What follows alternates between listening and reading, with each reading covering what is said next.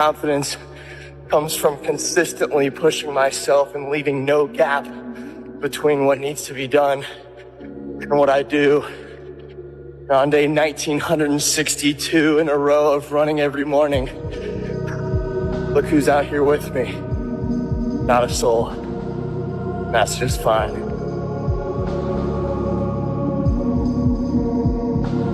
There's no such thing as a free lunch. There's no magic pill. And there are no 3 easy payments of $9.99. If you want something, if you want to be good at something, you want to accomplish something, you've got to put in the time.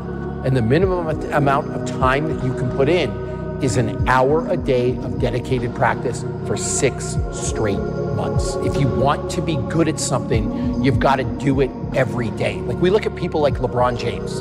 Why is he good at basketball? Because he does it every day. You look at Wayne Gretzky in hockey. Why was Wayne so good in hockey, arguably the greatest of all time? Because he did it every day. And so my number one piece of advice to people, if you want to be good at something, whatever that thing that you desire is, whatever your passion is, do it every single day. That's the real secret to success. Hustle is putting it all on the line. Hustle is waking up one day, the day before you die, and realizing you gave it your all into the parenting of your children, the building of your businesses, the philanthropy that you wanted to do. Whatever you define, it's just, all in. Well, there's a difference between something missing and am I satisfied? Right? Because I'm not satisfied. I mean, I always want to go. Like, I never get done with the end of the day and go, cool, mission accomplished. Like, it's like not even close. Yeah. E.T., aren't you ready to take a break? Yes, I might be, but listen to me. I can't. Why? Because I grind for Jalen. I grind for Jada. I grind for Dee Dee. I grind for my mother. Are you hearing what I'm telling you? I grind for Vanessa. I hustle for. So the days I want to hit that alarm clock, I think about my why. I can't quit. The Achilles were like the kiss of death. Yes. Athletes. Like, yes. I don't know if I can do this. I don't know. There's so many factors. There's the surgery that has to take place. The surgery has to go well, right? And then it's a tendon. I'm not dealing with anything that's muscular or things that I can control. I can't control a tendon. You know what I'm saying? So, like, I don't know. It's a long process. But, like, when I went in the trainer's room, my kids are in there, and, they're looking at you and stuff, and I'm looking at them, and I'm like, it's all right. Dad's gonna be all right. Mm-hmm. It'll be fine. It'll be all right. It'll be all right. It'll be all right.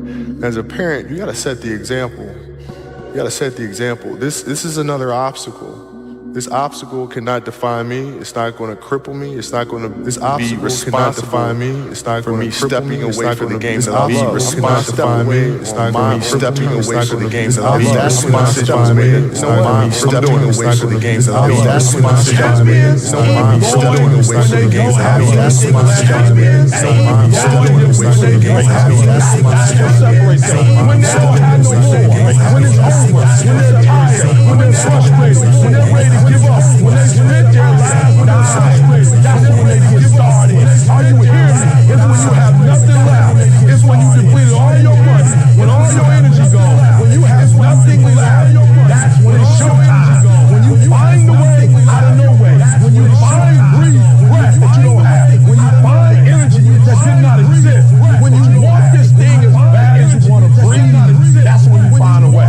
You still got work to do. Stay on that path.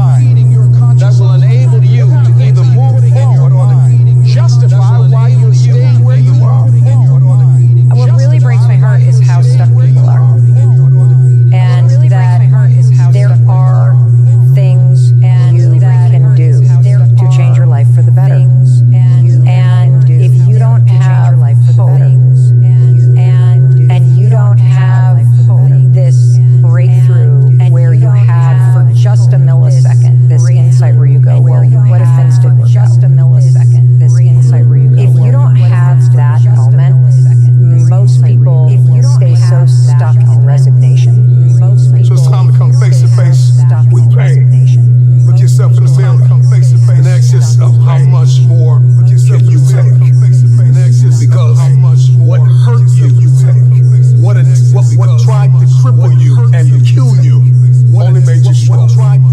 You have the capacity to whatever comes up, to handle it, to face it. And rather than feeling powerless, you begin to feel powerful. My content creators, my entrepreneurs, my musicians, come on, my keynote speakers, my captains of industries, my CEOs, from the captain to the cashier, there is more in you. Stay-at-home father, stay-at-home mother, lawyer, doctor, hygienist, author. I don't know who you are, where you're from, but there's more in you. You may be hurting, but there's more in you. Maybe dying on the inside, but you still got life left. Dying on the inside, but you still got life left. Dreams without goals are just dreams, and they ultimately fuel disappointment. Goals on the road to achievement cannot be achieved without discipline and consistency. I pray that you all put your shoes way under the bed that night, so that you got to get on your knees in the morning. What is the most important question for entrepreneurs that are listening to this conversation now? Based on everything that you know and have done, that will help them that I didn't ask. That will help them that I didn't I think they should really ask themselves if they love what they're doing. And if they really love what they're doing, that will be the fuel that will carry them the whole way. But there are so many people who are trapped building businesses or in jobs that don't really love what they do because they haven't found how to use their special gifts in a way that applies to the business world. And I think so much of life is trying to figure out what is that thing that I can do that I just love, that brings out the best in me and my talents. And I think not giving up in pursuing that is just so important. Really liking what you do, whatever area that you get into. Given that even if you're the best, there's always a chance of failure. So I think it's important that you really like whatever you're doing. If you don't like it, life is too short. If you like what you're doing, you think about it even when you're not working. I mean, it'll just it's something that your mind is drawn to. And if you don't like it, you just really can't make it work, I think. I found that nothing in life is worthwhile unless you take risks. It's worthwhile unless you. Nelson Mandela said, "There is no passion to be found playing small and settling for a life that's less than the one you're capable of living." Now, I'm sure in your experiences in school and applying to college and picking your major and deciding what you want to do with life, I'm sure people have told you to make sure you have something to fall back on. Make sure you got something to fall back on. But I never understood that concept. Having something to fall back on. I never understood that concept. If I'm going to fall, I don't want to fall back on anything except my faith. I want to fall forward. I figure at least this way I'll see what I'm going to hit. I figure at least this way I'll see. Fall forward. This is what I mean. Fall forward. Reggie Jackson struck out 2,600 times in his career, the most in the history of baseball. But you don't hear about the strikeouts. People remember the home runs. But you don't hear about the strikeouts. Fall forward. Remember the home runs. Thomas Edison conducted 1,000 failed experiments. Did you know that? I didn't know that. Because the 1,001st was the light bulb. Because the 1,001st was the light bulb. Every failed experiment is one step closer to success. When you're building a company and building a product, skill matters. Intellect matters. Training matters. But it's not enough. The part of it that is important to realize about building companies is that it's a challenging and painful and oftentimes extraordinarily scary thing to do. And so unless you have passion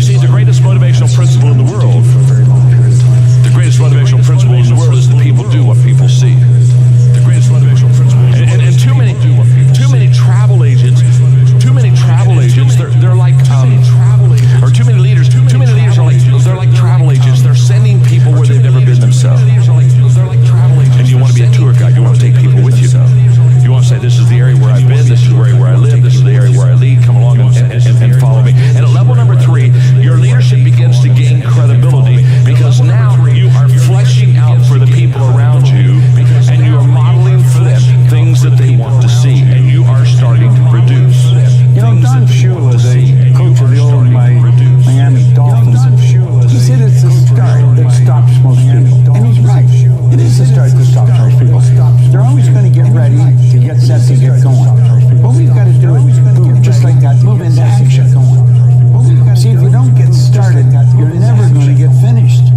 How do we do that? Start early. I believe when you wake up, you should get up. The second you wake up, get your feet hit the floor. Move into action. And you know, you'd be wise if you sit down at night before you go to bed and write down 6 goal-achieving activities. Now, that isn't go to the store, go to the bank, get to cleaning. It's not that. These are goal-achieving activities. Write down 6 of them. And when you wake up in the morning, you move into action. You know where you're going to go. You don't even have to think about it. Step into action and get on the first one.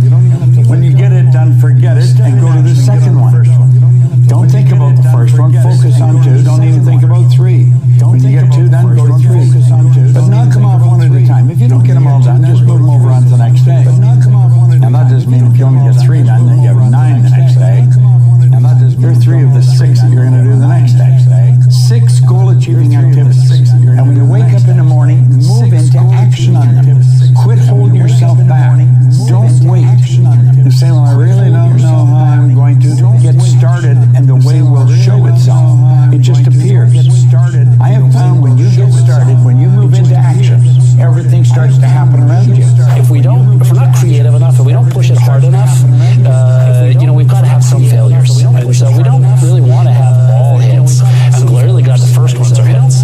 But, the sign that you're right at the edge of chaos, the edge of creativity, is that some stuff doesn't work. Now, why do you want to be there? The edge of creativity is that some stuff because networks don't want to be there. Life's short. I mean, why are we doing this? We're like, we want to have a difference, And so it's innate. It's wanting to push the edge, to create something that really people are proud of and that they enjoy. Have you ever heard a motivational speaker tell you that attitude is everything? I'll bet you have. I've heard many say that. In fact, they'll say something like, if you can believe it, you can achieve it. In fact, they'll say something like, and that never quite rang true with me. So I began to press the issue, and I have come to the conclusion that attitude isn't everything. Now, I'm not disclaiming or in any way being disparaging about attitude, because I think attitude is very important. But if anybody comes up to you and tells you that attitude is everything, I don't buy into that. That's not true. For example, attitude can't replace incompetence. If you're incompetent, you can be very happy, but you can still be very unsuccessful. Now, here's what I do know. Attitude isn't everything, but attitude is the main thing. That'll make a difference in your life. And because I believe that, I wrote the book, The Difference Maker. You see, that's what attitude is. Attitude is the difference maker. You have 2 people side by side that you're thinking about employing in your company. Both of them have the same background, same job description, education, experience. I mean, you could almost flip a coin and say, I could hire the one on the right, or I could hire the one on the left. But one has a great attitude, and one has a bad attitude. Now, who are you going to hire? You're going to hire the person with a great attitude. Now, who are you going to hire? Why? Because it was the difference maker. The one thing I'm the most happy about in terms of my career is the fact that I got there. The grace of God, first of all, but short of that, I got there just by working hard, not partying with the right people, not just by working hard, compromising myself in any way or cutting any kind of deals, just by working hard, just by plugging away, sawing wood, as I like to call it, just by plugging away. I'm a 20-year overnight sensation. I always believed that you need to understand the reason why your business works. You need to understand what is the essence of your business, what makes it work. Now, the foundation of my business, at its core, is semiconductor technologies. Here in Silicon Valley, we usually like to refer to semiconductor technology as Moore's Law. Moore's Law is not so much a physical law as it's a law of competition. It is a law of challenging engineers. It's a law almost of setting pace. And Moore's Law approximately gives you twice the performance every year or two. And so,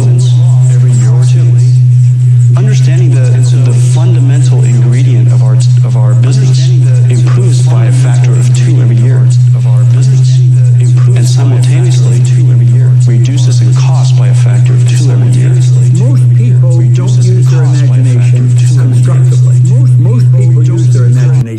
destructively. They imagine what they don't want. We've got to consciously and deliberately imagine what we do want. If we will consciously sit down with a family and ask ourselves, what do I really sit down with a family? What do I and ask ourselves, what do I and write it down with a family? And then make a written description of it in the present tense. And then writing causes thinking. Thinking creates an intent. And you get these images going, you're building a vision in your mind. And you get these images going, it's the visionaries that change the world. Think of that. The fact that I can sit and look into this camera. Think of that. And you can sit and look at me on your phone, or on your TV, or on your laptop, or on your... That was the result of somebody's vision. Do you know everything you've got, the clothes you wear, the house you live in, this microphone that's in front of you, it was all the result of somebody's vision. This microphone, it's not an accident. You and I have a marvelous imagination. And everything starts with a vision. Van Gogh was asked how he did such beautiful work. He said, first I dream my painting. Van Gogh was asked how he did such beautiful work. My wife told me this great expression: to get something you never had, you have to do something you never did. To get something you Les Brown's a motivational speaker. He made an analogy about this. He says, imagine you're on your deathbed, and standing around your deathbed are the ghosts representing your unfulfilled potential. The ghost of the ideas you never acted on. The ghost of the talents you didn't use. And they're standing around your bed, angry, disappointed, and upset. They say, we came to you because you could have brought us to life, they say. And now we have to go to the grave together. So I ask you today, and now we have to go to the grave. How many ghosts are going to be around your bed? You have to be authentic. I mean, you've got no hope if you try to pretend to be Reed Hastings or Mark Zuckerberg or Bill Gates or whoever you want to think your CEOs are that you've met. You know, that is crazy. And you got to really get comfortable with yourself, your strengths and weaknesses. People are inspired by authenticity, and I'm just surprised how many people feel like they're acting or try to act. And you may be a really quiet person, and that's fine. But if you have that fierce will, that desire for the institution, the company to be great, and your own role in that is secondary, and you authentically express that in whatever ways you do, then you'll be greatly accepted. Okay? And so that's all it takes, is to be authentic and not try to be something else, and to fundamentally care at your core about what's good for the company. And if everybody knows and you act in the notion of what's good, as best as your judgment can tell, what's good for the company, they will see that, and people will follow you, and they won't be cynical. It's when you hide things, it's when you pretend, and people Going against the tide is great if it's when you hide things. Now, it doesn't always work, and you really have to be smart to go against the tide, because you're going against a lot of smart people. But when you get it right, you'll end up better. Whether it's Microsoft or Google, so many people that have really hit big have gone against the tide. But you have to have great confidence in yourself. You have to be the right person against the tide. People that can pull it off, but when you pull it off, it's great. Same thing in real estate. You go against the tide. People are selling, you're buying, the tide changes. You don't pay a lot of attention to reviews and those kind of things. Well, you know, you're always affected by opinion, but to reviews and those kind of things. opinions there are of you, the less I look at them, because I just can't live my life based upon what other people think about me. So I can't concern myself too much with what other people think. You know, it's just not healthy. I don't think I could continue to do what I do if I was constantly worrying about what somebody thought about it. What is something that you believe today that 40-year-old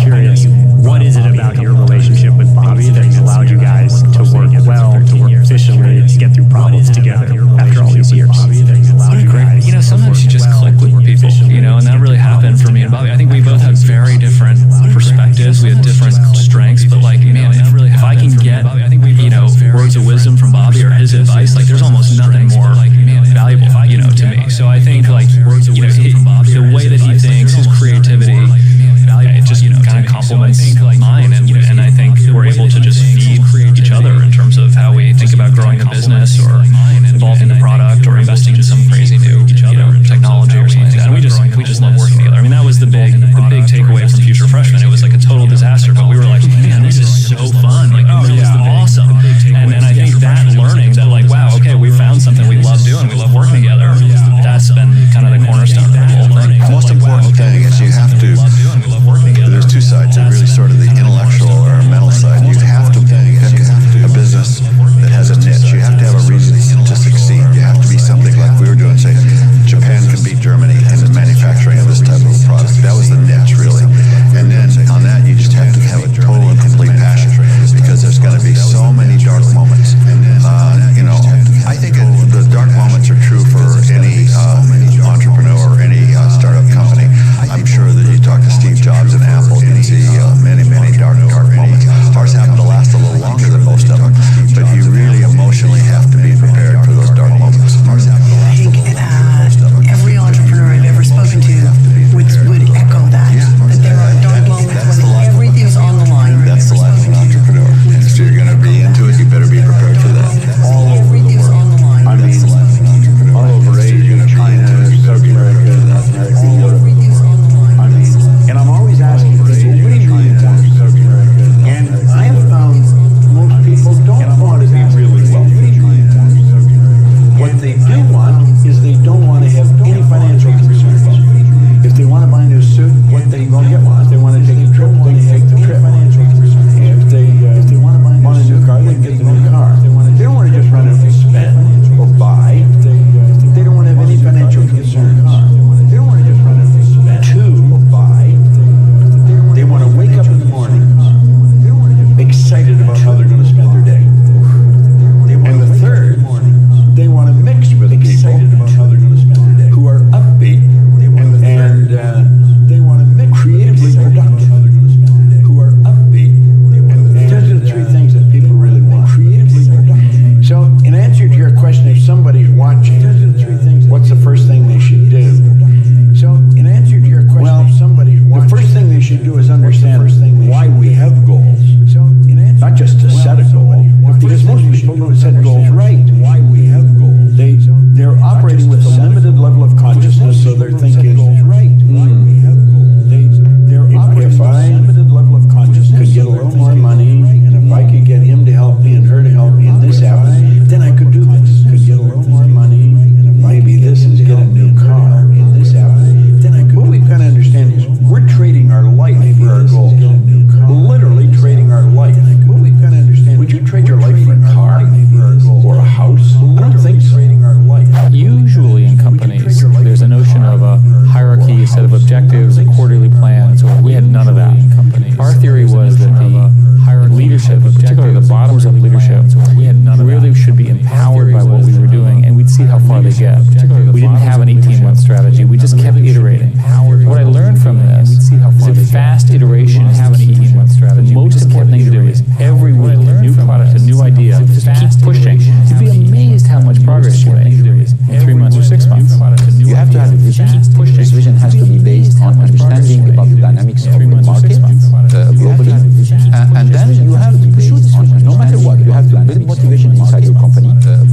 This is easy because you're saying, okay, we want to be leaders in technology that is meaningful for the consumer, and all the Nissan people, all the Renault people are buying into it. Then we need to come to the consumer and tell him, tell the consumer that's a great product which is affordable, and on top of this, it's going to allow you to drive without the guilt of the melting of the icebergs and the change of the seasons and the temperature, etc. I think it's going to be very powerful. But again, before it starts, there is always a doubt. And now we are in the period of time where a lot of people are throwing at you a lot of stones by saying that's not going to work. And then you have a lot of comments from competitors saying, you're too much bullish, it's not going to work. Well, obviously, what do you want competitors to say?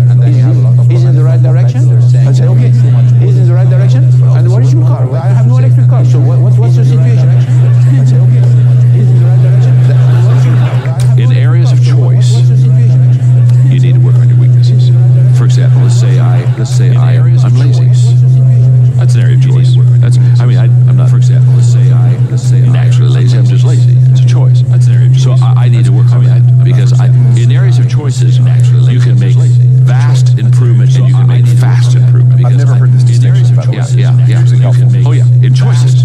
So attitude. Let's say I have a lousy attitude. One day I wake up, I say, this isn't getting me anywhere. I gotta have a good attitude. You can go from a 0 to a 10. One day I wake up, I mean, almost over. You see people that just say, you can go from a 0 overnight. They just went 10. Got good. I'm happy. You know what I'm saying? Okay, that's a choice.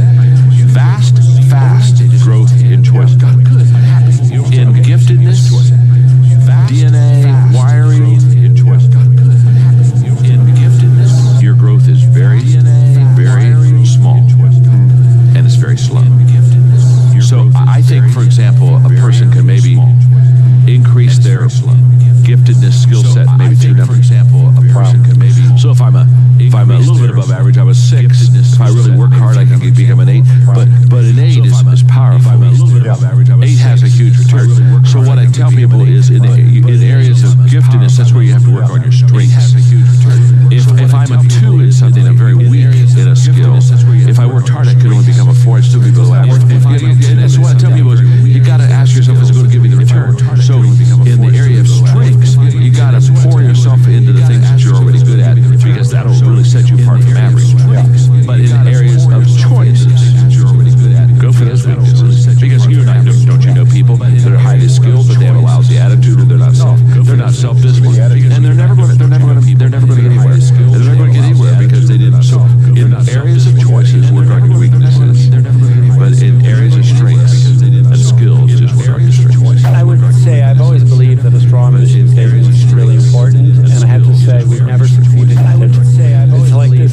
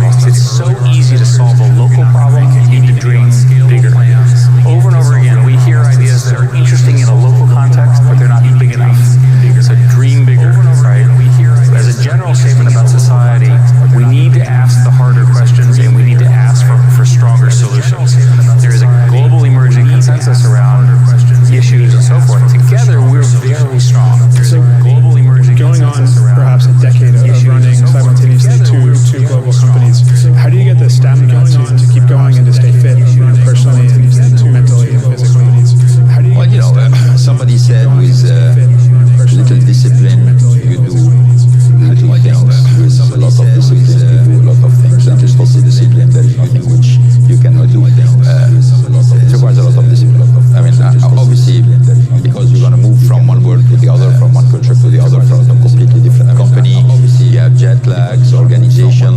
People are expecting you when you come down from a plane after 14 hours flight to be fresh and ready for them. They're not expecting the CEO to come and say, oh my God, it's jet lag. He cannot answer a question. They want to be on the go all the time. So this requires a lot of discipline. You have to organize yourself. If you know you're going to do this job and you accept the job, you have to organize yourself in order to do it. It's tough, but there is a solution. There is a solution. But it requires a lot of choices, personal choices. There are a lot of things you cannot do. There are a lot of things you can do, but you're going to do them within a certain order. But particularly with a lot of things, with a lot of us, you're going to do them. Brands are, one of the most interesting parts of business. But I mean, basically, a brand stands for something. It creates an emotion in a person's mind, either positive or negative, that brings out all kinds of reactions to that brand. And when we got to start our own brand and have our own name, we were very ambitious in some of the things that we wanted it to stand for. But I mean, as you stop and think about brands around the world, Sony and Coca-Cola and Rolls-Royce, where they all stand for very different things, but they all create an emotional response and something that's really strong and powerful. Are you going to be able to make products who are hits? Okay, first question. After 1-2 years, we started to renew the product lineup. We had some hits, some of them are major. How do you know you have a hit? It's not the media writing about it. Is how much profit are you making from this car? That's the way it is. The media writing about it. The 350Z is a hit. How much profit? The Murano is a hit. These are some of the most profitable cars that I've ever had. That's what I mean. It's not only that the media saying this is a great car and people are buying it, because you can have a great car, people buying it, and not make one nickel.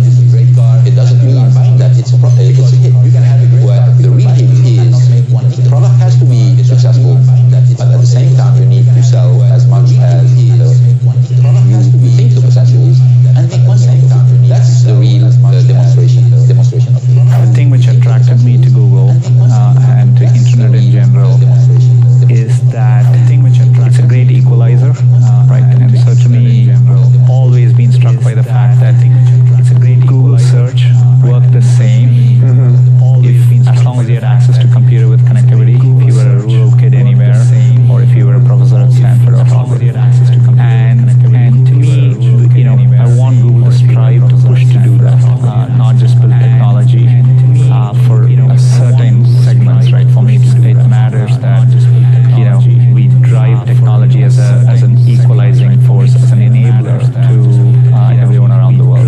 The people you hire define the culture, whether you like it or not.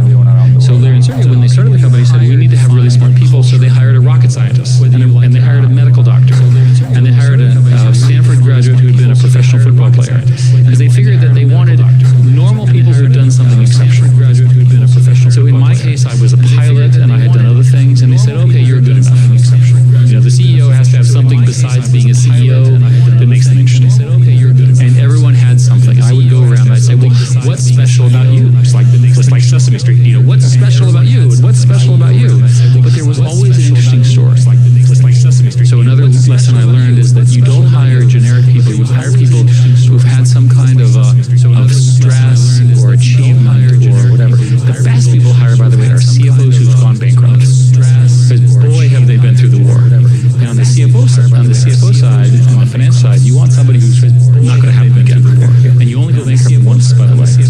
Your first book, The Art of the Deal, begins with a simple sentence that many people might find hard to understand.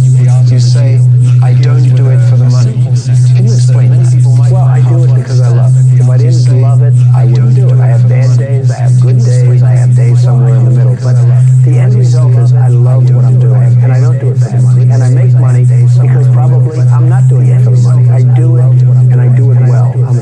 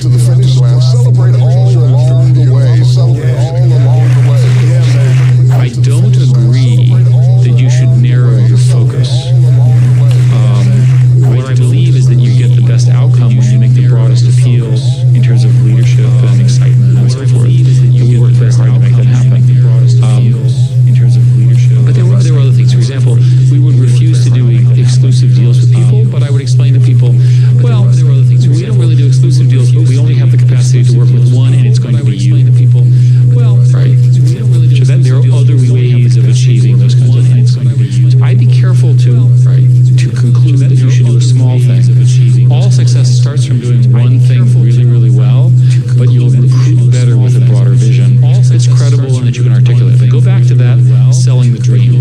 Right? What you do is selling a dream. If you can't sell the dream, then you're not going to be successful. From a perspective, and I think it's true for in technology in particular, the world keeps changing, as I said earlier.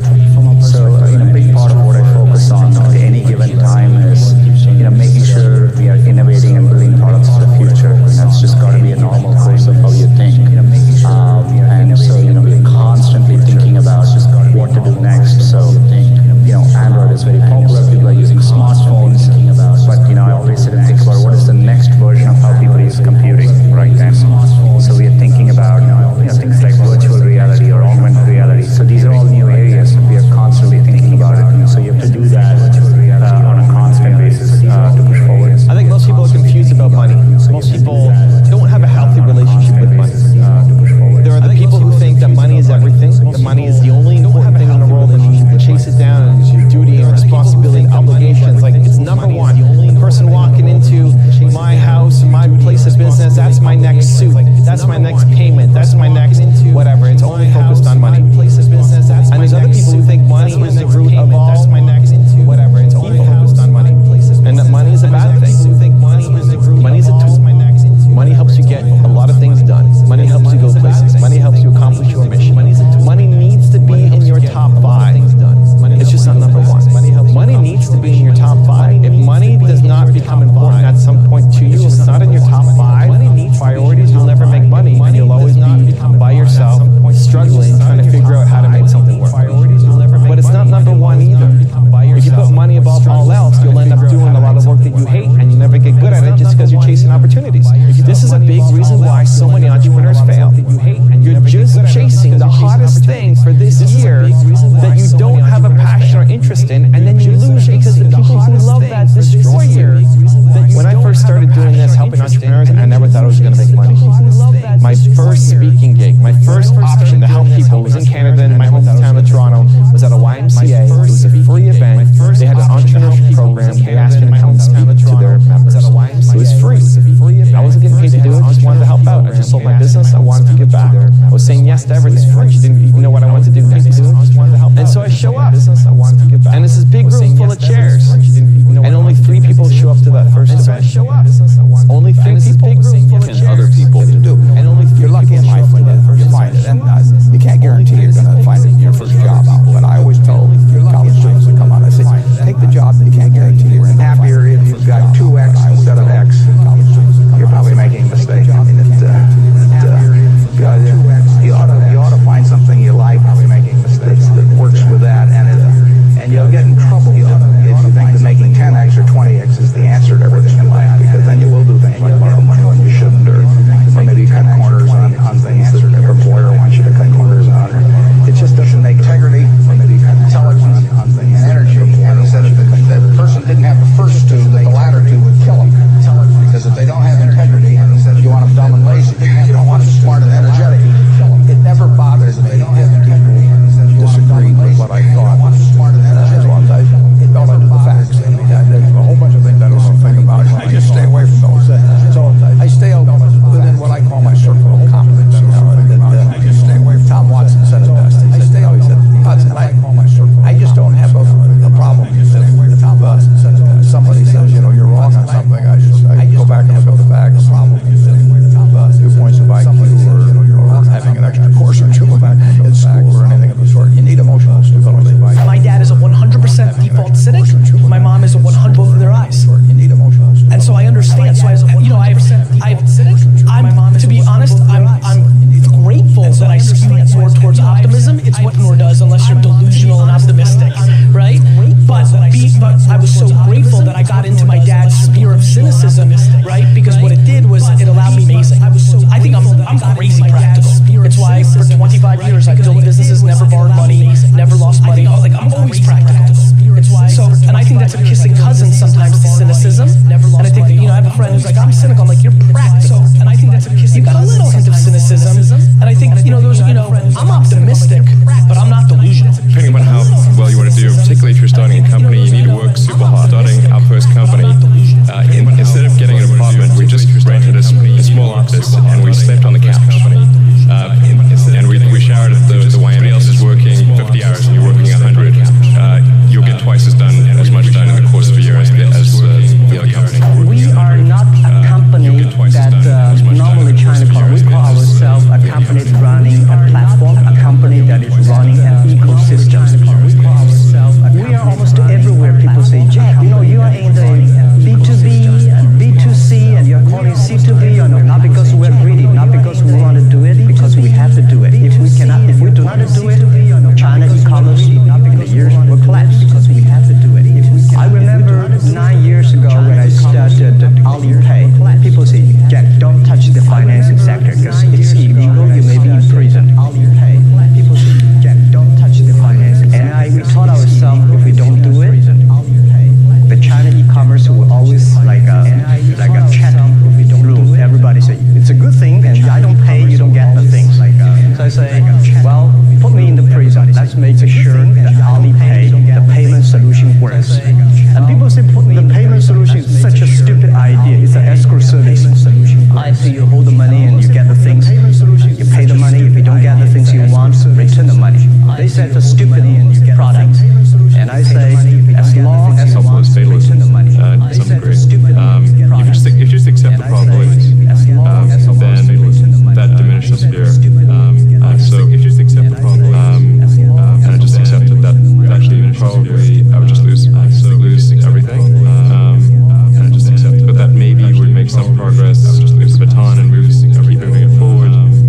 If that was still doing good, would make some progress. I would just lose the baton. And same with Tesla. The odds of the car companies succeeding would be extremely low. In the future, you will not make money by the service you offer. How good a service you do, it's going to be by the service. How efficient you are, how good a service. And Alibaba will control our headcounts by efficiency we have. We only have 24,000 people. I tell you a story. To do that, before you have those obligations, so I would encourage you to take risks now. Do something bold before you won't regret it. If all the heroes die, who want to be the hero? So I want to make the hero live. Right. So this is I think we should learn a lot. And it's only about 2 years, so we have another 8 years to go. I want to make our company that it's not e-commerce. It's something that giving people inspiration out of the catching whales. People make money by catching shrimps. So we serve small business. Fair enough.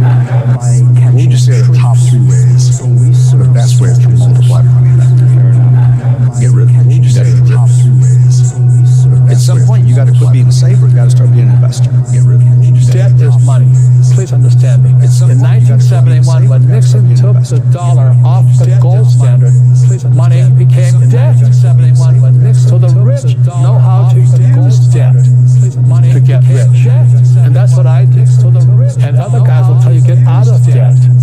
You try to do what everybody else is doing. So if you do what everybody else is doing, it's going to be a lot more challenging. We want our shareholders to walk in the shoes. Our directors to walk in the shoes of shareholders. We want to care a lot about the business, and we want to be smart enough so that they know enough about business that they know where they should get involved and what they shouldn't get involved in. Fastest way to get to where you want to be, find someone that's already there and actually can help. You will be amazed how many older, successful people want to help. Find someone that's You're not always learning. To this minute, if I'm not continuously learning, if I'm not just absorbing as much as I can absorb, someone else is going to continuously learn. It's better to start earlier on in life. The earlier you figure it out, the better off you are. But it can happen later in life. You're not going to get $823,000 a year at a job. There's no job that's going to hire you and pay you $823 without you having to go back to college and spend time and invest money. There's no job that's going to hire you and pay you $823 today is, they follow that age-old mantra, go to school. And what's happening for most people today is, they follow get a job. Well, jobs are disappearing. Not only that, is that with artificial intelligence and G5 coming, more jobs appearing. Not only that, plus with driverless cars, more jobs are getting wiped out. So why would you go to school to get a job? Not only that, plus with then work hard for money, but pay taxes. So why would you go to school? What are you doing on your phone all day? There's probably something within there that's $1 billion opportunity. The crazy part about business, you only need one hit. That's it. Zuckerberg and within there, that's Buffett. All these people really just did one thing. Business, you only need one hit. Because I've worked directly for Zuckerberg, Dustin Moskovitz, and Cole Israel, billionaires. Sean Parker, been around Peter Thiel a little bit. I think the two biggest kind of surprises, 2 or 3 of them, one, they didn't set out to become a billionaire. They just really cared about a problem. I think the two biggest. Now the second part of that is most of them didn't get to become a billionaire or super rich for 20 years. They just really cared about a problem and recognizing that and being like, okay, cool. If I can be patient and focus on longevity, I can become a millionaire, multimillionaire, maybe a billionaire or beyond. Recognizing that things that's common, especially for employees, thinking that they can't escape as an employee. You know, it does take time, patience, and belief, dream, fantasy, especially for and through that and they can't escape as an employee. You know, it does take time. I've done a lot of things, man. I've been swinging for a long time, and that's something that's available to everyone. And I do think that's missed out on. That there's a lot of ordinary people being rich and being successful, and people think it's an exclusive club to everyone, and that's just not true. I tried 24 different businesses to finally get to AppSumo, to finally eventually get rich. Think about it in your own life and your own businesses. Like, what is the thing you're looking forward to and excited about different businesses to finally get to AppSumo? And it can even be small. Like, one of my phrases I like is put it on the calendar in your own life and your own businesses. Like, what's on the calendar? What are you looking forward to? Excited about? What you're excited about? And then the reality is that you can actually get going towards that dream sooner than you realize. Everyone should be an entrepreneur. Everyone, because if you get fired today, what's your backup plan? Go on Indeed.com and pray. Like having an entrepreneurship where you can have your own business, and if you start it right now, not how, you just get started. And that lot of what we cover that is exactly $1 million weekend. You could do it in a weekend, which everyone has. They can change your life in 48 hours. You have the option. You just get started. And a lot of people, let's take AppSumo.com. We have a lot of people who have very successful side businesses, and they're happy with their life in 48 hours. And that's great. But I think people don't swing enough. They don't even get started swinging, and that's, you know, they're not ready on the sideline. And there's never a good time. The best time is right now. It's not yesterday because that passed. It's not tomorrow because you don't know. It's right now.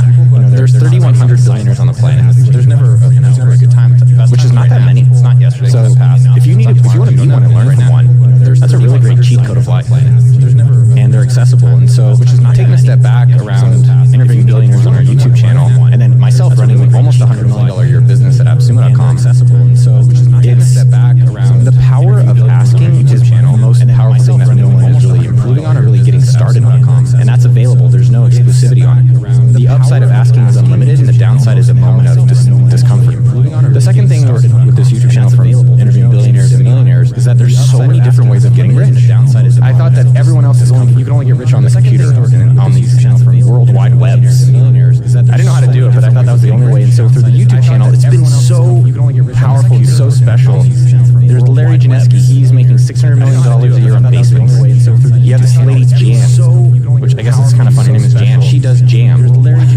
She got rich selling strawberries a year on basements. There's Michael Hudner who did ships. There's Rafa and James who did energy trades. Right? There's such a phenomenal variety of people that are getting rich outside of just computers, and I think that's so exciting to think about. Hey, what is the area that I really like? Is it cooking? Phenomenal variety of people. Is it doing landscaping? Is it computers? And the ability in that to create a lifestyle and a lot of money around areas that we're interested in. You hear all these, like, I'd say fake entrepreneurs or fake coaches, and they don't actually have real businesses. Create a lifestyle. They're like, you got a 10x today. You got a 5x. You're not 5x and you're failing. Fake coaches. And I was like, I've done that, but it's also interesting. What if our goal is now for AppSumo.com is to grow 10% next year, and it's been that for quite a lot of time. And the reality is when you set less ambitious goals now for yourself, you can stick with them for longer because you're not burnt out, you're not tired, you can sustain quite a lot of time. And then by having less ambitious goals, you also have creative freedom because you're not stressed about hitting a target. And that gives you the ability to create 10x opportunities because you're like, okay, cool, I'm not worried about making money in that, but I can go do things that potentially, be moonshots and really drive the company for the future. There's a lot more smarter people out there than they give themselves credit for. The only difference is that I start moonshots, and that's the biggest difference for the future. But I would say the success of a founder, the success of if you want to be an employee, CEO within a company, is how are you being resourceful? That's the biggest difference for the future. How are you solving the goal and the problems and the priorities with the resources that are available? Most people sit and they complain, like, oh, I don't have this. How are you solving? Like, there's a lot of people, I'm not getting paid enough. Well, what are you doing about it? Did you put together a proposal? Did you go look at comparison analysis? Did you go create more revenue so it's obvious that people should get paid more? When you're going going somewhere in a car, you're like, of course I want a destination analysis. Then why don't we replicate that in business? Like, if you look at all the best CEOs today, when you're going the ones that I admire, almost all of them are immigrants. Of course I want a destination analysis. You know, my father's an immigrant, didn't speak English, came to this country. The best CEOs today, Satya, Microsoft, all of them. Name these companies. Just most of them. The guy running Google, Sundar, country. Best CEOs today. A lot of the ones. I mean, even Elon Musk, who is debatably a great CEO, you know, South Africa, most of them. And so what is it with them that we can all learn from it? And at AppSumo.com, we have Eamon from Iran, my father's from Israel, Alona's from Uzbekistan, Sean is from London. And so what is it? Vanessa is from Colombia. Like, you know, what is it about immigrants that we can all copy? Because that is what built America was Vanessa. We all came here from somewhere else. And so the two things that have really struck with me, and I saw this woman who exemplified it. Her name was Sharon. America was Vanessa. We all came here. And she kicked so much. And she was working basically at the Best Western, serving breakfast. And actually, if you've never been to Best Western, it should be called the OK Western. So much. Right? It sucks. It sucks. But she was working like she was at, you know, the Four Seasons. Called the OK Western. I could not believe it. She's like bringing me pancakes. She's doing all these things. And she was acting like a founder and an immigrant. I would say she is an immigrant. And I asked her, I said, she's like, tell me more. What's really going on? She's like, there's two things. It's my attitude, acting as my founder, and because that's in control. That you're totally in control of your attitude. And that's what I look for when I work with people and we hire people at AppSumo.com. And her effort. There's literally no restriction on effort. There's no law. The only law is 24 hours. Besides that, you can work as hard as you want. And a lot of my success is just because I'm in the market, and the market does well. But I'm curious about these things, number one. So I was curious about social networking, and I was like, man, money, I think worldwide it's pretty important. I think there's going to be something, if you have a free money tool, that's going to be big. Same thing then with Facebook games. I was like, that was going to be big. Then I did payments for games, that was big. And then I did kind of a Groupon business, which became AppSumo. That was big. Then we built SumoMe.com, that was big, which is software tool. So ideally, number one, you're curious. Number two, how do you get a part of it today, right now? Don't worry that you don't have a website. Don't worry you don't have a social media presence. But what can you take action on to put yourself in that space? So can you be in a community online? Can you geographically move? Can you start creating in that space? So I think people are curious. Maybe they can find it, but they don't necessarily try it and understand it, and they don't read anything about it.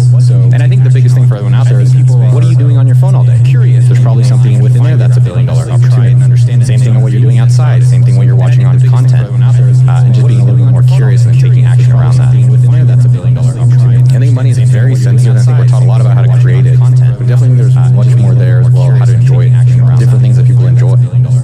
And you know, a lot of the interesting thing about success is that it's always externalized. Right? It's like, that person is an icon. That thing is successful. They're doing well. And I really think it's like, when do we finally feel like we're doing what we think our potential is? And that is our own icon, our own legendary status. And I would say around 40 is when I finally felt more internal validation. I stopped focusing on so much of the external validation. Like, how much money do I have? Do I have more than that guy or girl? Did I do the things externally wanting versus like, am I doing really what I want? And I'm proud of the hard work that I'm doing for myself. And around 40, I would say I'm really proud of what I've been able to do. Am I doing really what I want? The world is not so long for the best, believe me. You're selling happiness, and it's, you know, having it at arm's length away is a big part of it. And the distribution systems and development, it's the right formula, and it just has to be carried out with, you know, with extreme diligence and enthusiasm every minute of the day. It's the right formula. There's an emotional undercurrent in Buffett's journey that we often overlook. One of the most profound lessons from Warren Buffett's life is that he doesn't just acquire businesses. He acquires the stories and experiences that come with them. I would like to just tell you a couple of short stories, and we'll draw maybe a couple of lessons from them. Two women, I would like to just sold the business to Berkshire Hathaway, to me actually, for many millions of dollars. Both of them started with $2,500. And one of them actually was a woman who landed in Seattle in 1917. Couldn't speak a word of English. Was a woman, she felt like a dummy. She couldn't pick up the language. She couldn't learn a word. So they came to Omaha in 1919. And then as her oldest daughter went to school, she would come home, this daughter, Frances, and she would teach her mother the words she learned in school that day. And this woman, Rose Frances, and she would spend her 20 years saving money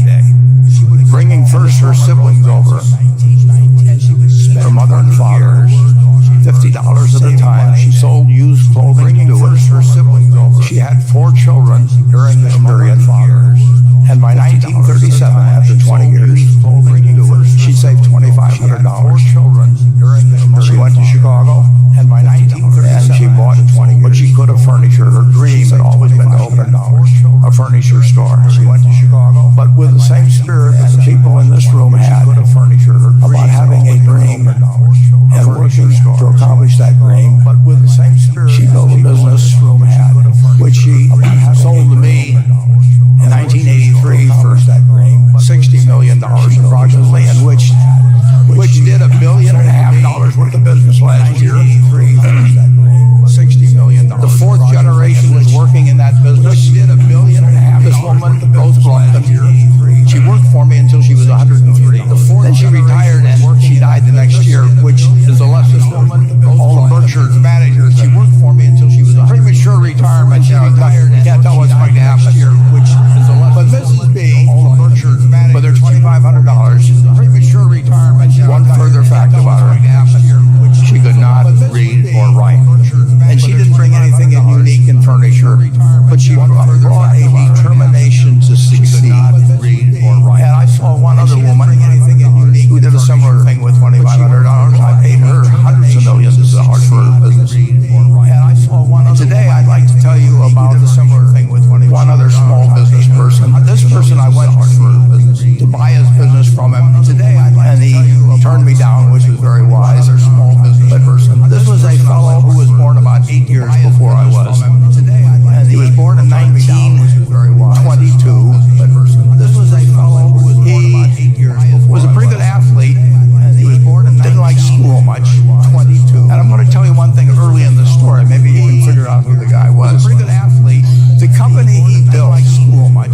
22. Hired more college graduates each year than any other company in the United States. And this fellow, who was destined for this but did not know it, Jack, in the United States, went to college for a year, and then dropped out. He wasn't that interested in school. And the year he dropped out was 1941, and then dropped out. When the country became, the United States became under attack, he went down to the Army Air Force recruiting station, volunteered, and then he came back to the Midwest. So now we've got a young guy, Army Air Force, probably by this time he would be 23 or 24 years old. And he actually kind of went from one job to another for a short period of 23, or not such a short period of time. And he finally became a used car salesman at a Cadillac dealership in St. Louis, Missouri. And at age 35, having moved up in the organization, sales organization, he said to his boss, can I go in the car leasing business with you? The boss said, well, if you'll cut your salary in half, and you'll come up with, it was $25,000 which he borrowed, we can become partners in a car leasing company. So my friend Jack started at age 35 in the car leasing business. And he had 7 cars, my friend Jack.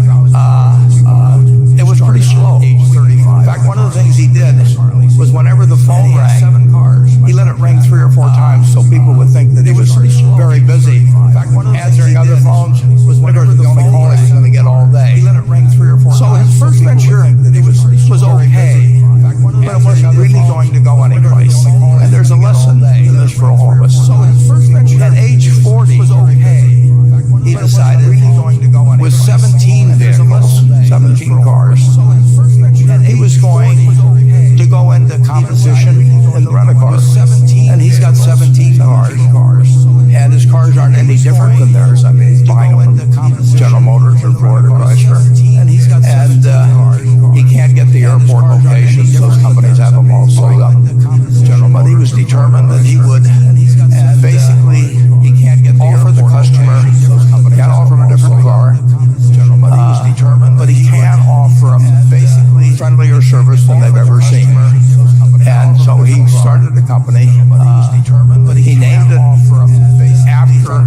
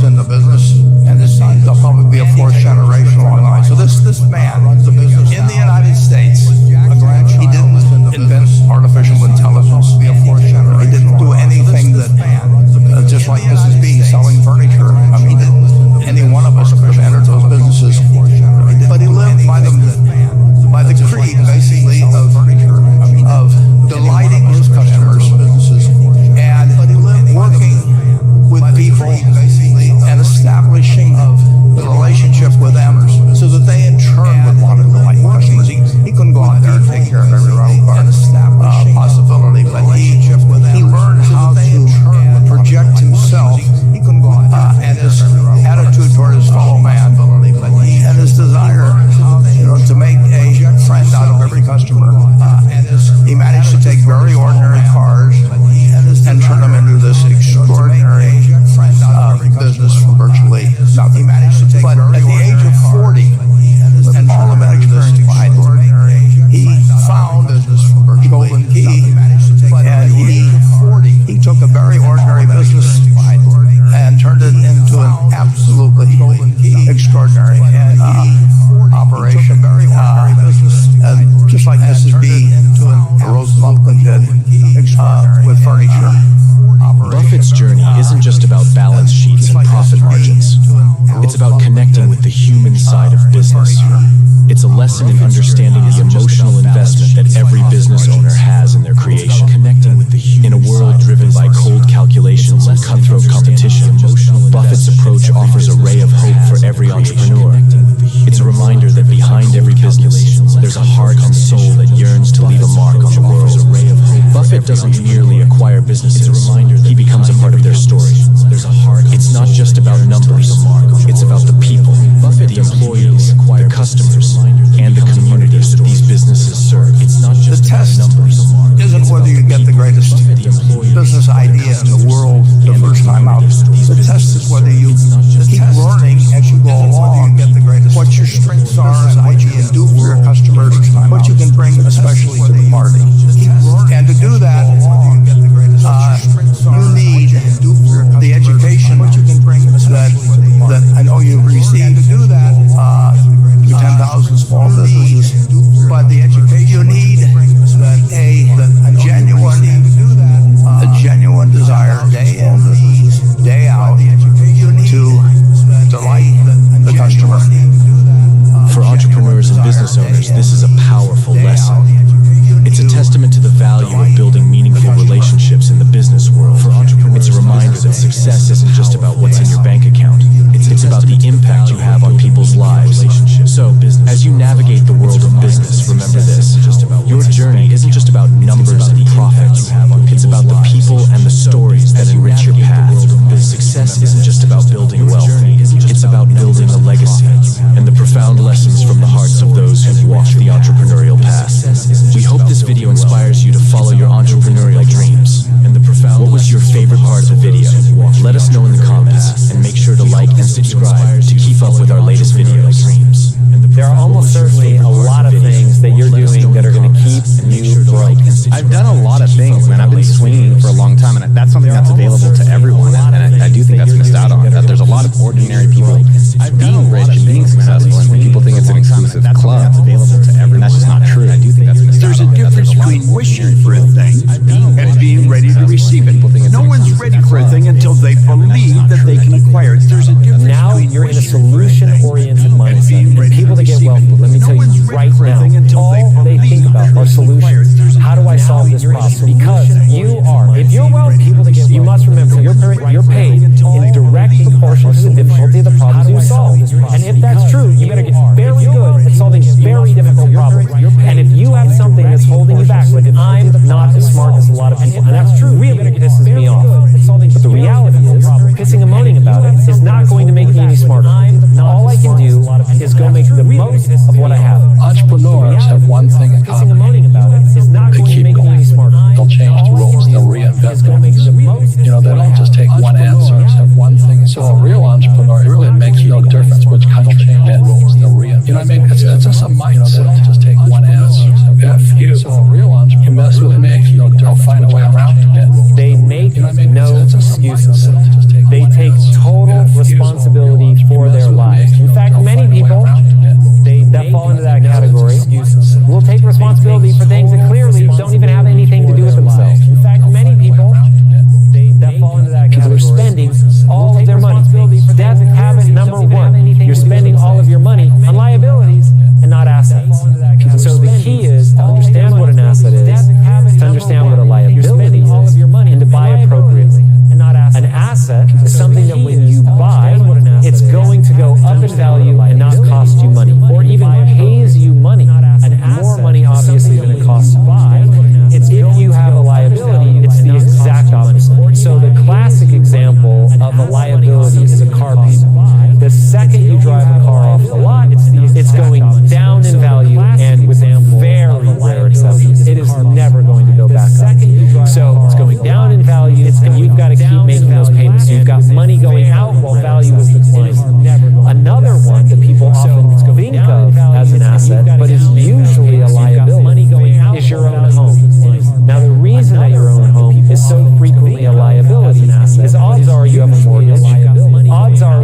most expensive thing in your life. And it's not like you can just get out from under that liability, especially if the bottom falls out. You're going to have property tax depending on where you live, and you're going to have upkeep no matter where you live. So now you're pouring money into this. You're going to have property tax, and maybe the value is going up, but maybe not always. And between the property taxes and the upkeep, you may be paying more than the value is going up over time, especially if you account for opportunity costs.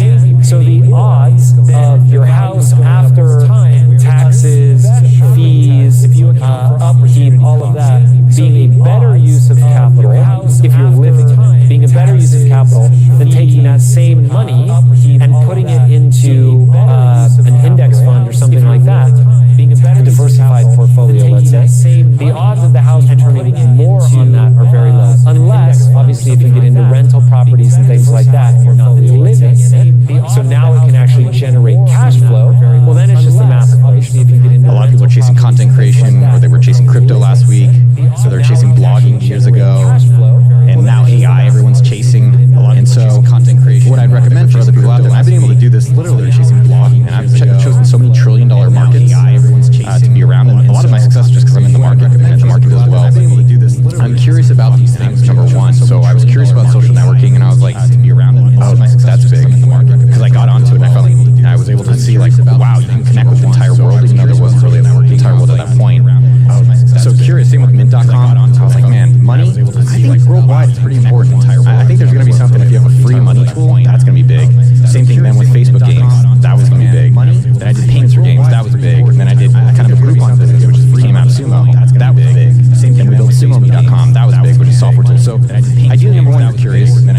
So I can talk about my crypto because I think that's kind of an interesting example of it. Number two, how do you get a part of it today, right now, not have, don't worry that you don't have a website, don't worry you don't have a big social media presence, but what can you take action on to put yourself in that space? So can you be in a community online? Can you geographically move?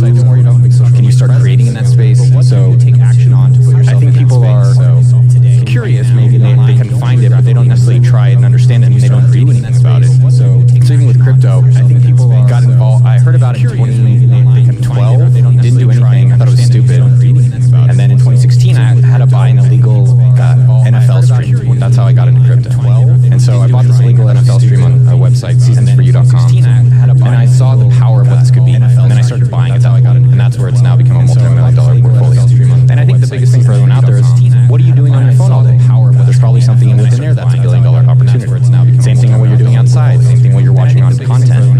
And just being a little bit more curious and then taking action around that. I would say that everyone should be an entrepreneur, everyone, because if you get fired today, what's your backup plan?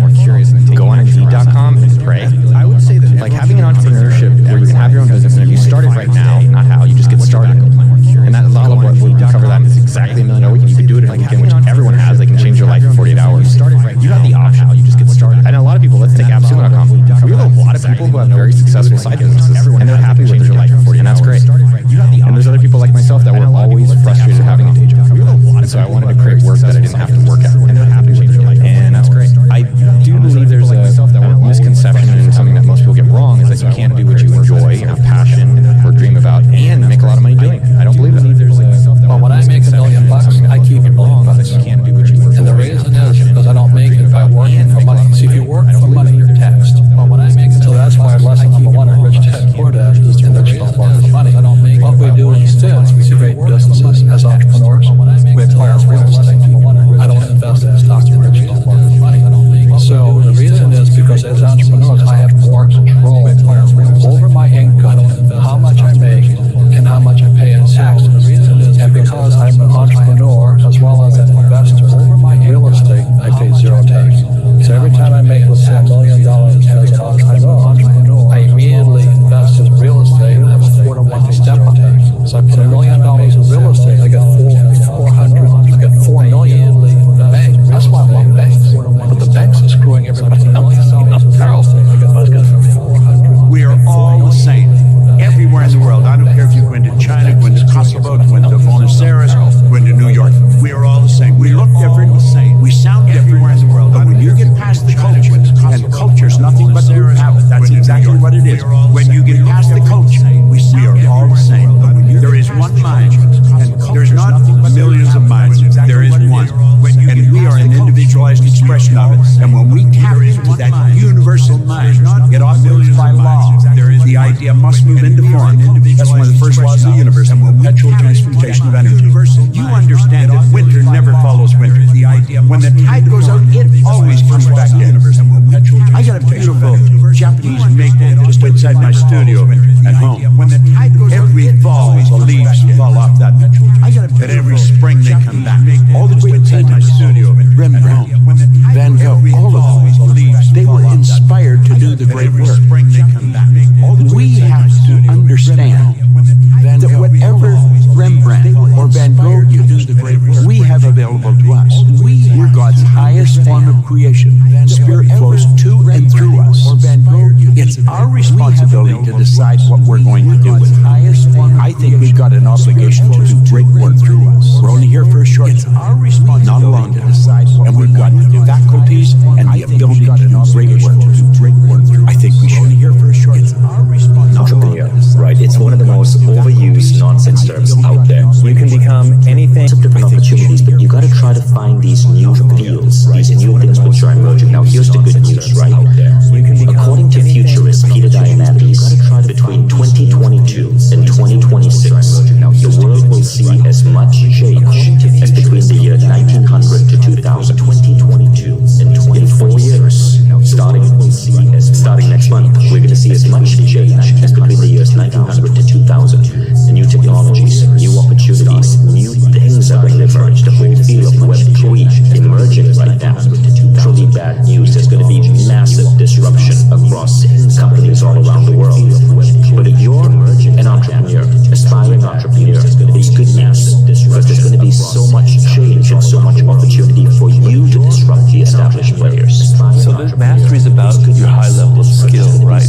And to do that, you have to go through an apprenticeship. You have to learn things over and over and over again. I truly believe fulfilling your career ambition is going to lead to a high sense of fulfillment in your life over and over again. I truly believe fulfilling your career ambition. So money doesn't bring you happiness. Lead to a high sense of fulfillment in your life. It's never made me happy. I don't measure happiness. What do you measure? I measure accomplishments, I measure targets, I measure, who I'm helping, things that I can actually physically measure. What do you measure? I measure accomplishments. To me, there's no way to create real wealth by just going inside. You gotta go, I gotta add people. What do you measure? How do you get people to know who you are? To me, there's no way to create. I say almost yes to almost everything. Just going inside. Why do you say yes to everything? Because it connects me to another person. How do you get people to know who you are? I need people to get to know who I am. Yes to almost everything. Just going inside. Why do you say yes to I'm going to become somebody. I need people to get to know who I am. Why do you say I want to contribute. I don't think about I want to be more happy. I'm not thinking about joy. I'm not thinking about contentment. I'm thinking about action. I want the action. I want the grind. I want the possibility. I want legacy. I'm trying to figure out how to extend 100 years. How could Grant Cardone still be relevant in 21? Figure out how to extend 100 years. It's the things you didn't budget for. The big dream. Still be relevant. But everything else you got covered. Everything people pay attention to. Things you didn't budget for. House note, car note, electric bill, water bill, basics. Everything gets covered. What if you just added a whole bunch of other stuff to the list? What if we were all brought up to say, hey, we're going to cover all this stuff? People would be even more productive. What if you just added a whole bunch of other stuff? What would you say are the top 3 ways, the best ways to multiply money then? People would be even more productive. What if you just get rid of it? You got to get rid of it. What would you say are the top 3 ways? First, you got to make it. I got to collect it. I got to collect some. Then I got to figure out, okay, this pays for this basic living. Everything above that, don't spend any more money. Like the rest of it, if this is $4 grand and I make 7, the entire 3 has got to go into investment. Everything above that, every month. Every single month. If this is $4 grand, at some point you got to quit being a saver. You got to start being an investor. This is what we should have been taught in school, man. This is what we should have been taught as kids. Like, how do I do money? You do it with time. Okay, you don't do it with a job. You're not going to get $823,000 $23,000 a year at a job. There's no job that's going to hire you and pay you $823 without you having to go back to college and spend time and invest money. $823,000 just doesn't work like that. There's no job that's going to hire you and pay you $823 without you having to go back to college. What do you think people in the middle class are doing that they should shift in their mindset in order to start getting out of that? Well, you don't borrow money to go to college. Why would you trade 5 or 6 or 7 years of the income in order to start getting out of that? Time is money. So I wouldn't go to college. I would never buy a home. Why would you trade 5 or 6? I would never put debt on a home. If I bought a home, I wouldn't put debt on it. Time is money. And these are nevers for me on the come up. I would never buy a home. On the come up, yeah. On the come up. Once you have the cash. Once you're wealthy and you want to go buy homes and you know, buy yachts and stuff, we'll do whatever you want. On the come up. But on the come up, you would never spend your income. You would never spend primary income on improving the quality of your life. You would only invest. Never spend your income. You would never spend primary income. And that's what I'm trying to teach my kids. Like Sabrina, I let her pay all the bills. I've been doing this since she was probably 6. You pay the bill. You would never spend primary income. We don't give them an allowance. I don't think any kid should be given an allowance. Interesting. Why not? If they want money, they become an employee of the company. They work for the company. We don't give them a series of things to do. We pay them once a year. Interesting. Why not? Okay, we give them a big check coming in the beginning of the year. That money goes into Cardinal Capital. We don't give them a series of things. And they live off the distributions. Come on. Okay, sometimes they'll get a bonus for doing extra stuff. Well, they don't get the money. They never get the money. It's invested, and they get that money is invested. They get the distributions. Sometimes they'll get a bonus for doing extra stuff. They will create wealth. They don't get the next money. They never get the money. It's invested. But it'll be their own. That money is invested. It's not something I get. Sometimes they'll get a bonus for doing extra stuff. They will create wealth. They don't get the next money. They never get the money. But it'll be their own. That money is invested. It's not something I get. If you could only teach your kids 3 lessons about money, what would those lessons be? If you could only teach your kids, number one, meet people. No one's a stranger. It's money's a people game. Two, once you get it, don't lose it. Meet people. No one's a stranger. And number 3, invest in things where you can never lose your capital. Two, once you get it, don't lose it. Meet people. Now, the person watching this, she's a waitress and she's got 2 kids at home. She's like, I'm never gonna make $800. It's because you already gave up on the idea. Like you never said that's the target, and you keep thinking you got to wait tables. Like I'm never gonna make $800, and you quit already. Like you never. How many people are in debt in America? 40% of people that make $1 million a year still are living paycheck to paycheck. 40%? 40%. But that's not because of inflation. That's because they spent money they shouldn't have spent. They thought they were entitled to because they're millionaires. They live above their means. They live above their investments because of inflation. Not their means. They spent money they shouldn't have spent. How can we shift the relationship to money that we have so we can have a better experience emotionally and spiritually about money? Can we shift the relationship? Anything you're hiding, you're going to have problems. So we can have the secret keeps you sick. Emotionally and spiritually about money. First thing I look at every day is my money. I have a great relationship with it. I have problems. So we can have the secret keeps you sick. I'm not just going to think about it. I'm going to be somebody today. I'm going to grow into who I should be. What I've done already is impossible. I'm not just going to think about it. From where you came from and all these From where I came from, I should be dead. I should have been dead 25 years. What I've done already is impossible. Or in jail. From where you messed up for a moment. From where I came from, I should be dead. I should have been dead. You know, instead I became this guy. Or in jail. And I mean, I'm grateful. And I don't know that I had any breaks. I know when people say, "Oh, you had luck," I'm like, you grinded. Right. I've been grinding. And I mean, I'm grateful. And I don't know. And I'm proud of the grind. I know when people say, "Oh, you had luck," but I wanted to turn it into something more than money. And I mean, I'm grateful. I'm going to feel good about a lot of places I go to, and a lot of people I meet. But I wanted to turn it because I made more contributions than I did. I gave more than I took. About a lot of places I go to, and a lot of people I meet. Whatever industry you pick, if you outwork everybody, if you try to be a little smarter than everybody, if you try to be a better salesperson than everybody, if you try to be better prepared than everybody, you've got your best chance. Because if you don't do it, if somebody else is a salesperson than everybody, I have the saying, work like someone's trying to take it all away from you. Work like someone's spending 24 hours, working 24 hours to take it all away from you. And that's kind of the way I was trying to take it all away from you. Work like someone's spending 24 hours, working 24 hours. What would you say is the number one reason why people fail? Lack of brains, lack of effort. Lack of brains, lack of effort. Yeah, they don't do the work. They don't learn. You know, when you walk in the room, when you start a business and you start to talk about somebody, you're never in a vacuum with no competition. Yeah, they don't do the work unless you're just extremely. When you walk in the room, and if there's going to be competition, that means somebody else knows your business as well as you do when you get started. And if you walk into a competitive environment and they still know more about the business than you do, more about your customers, you're going to lose. But most people don't consider that. They don't do the work. They don't learn more about their industry.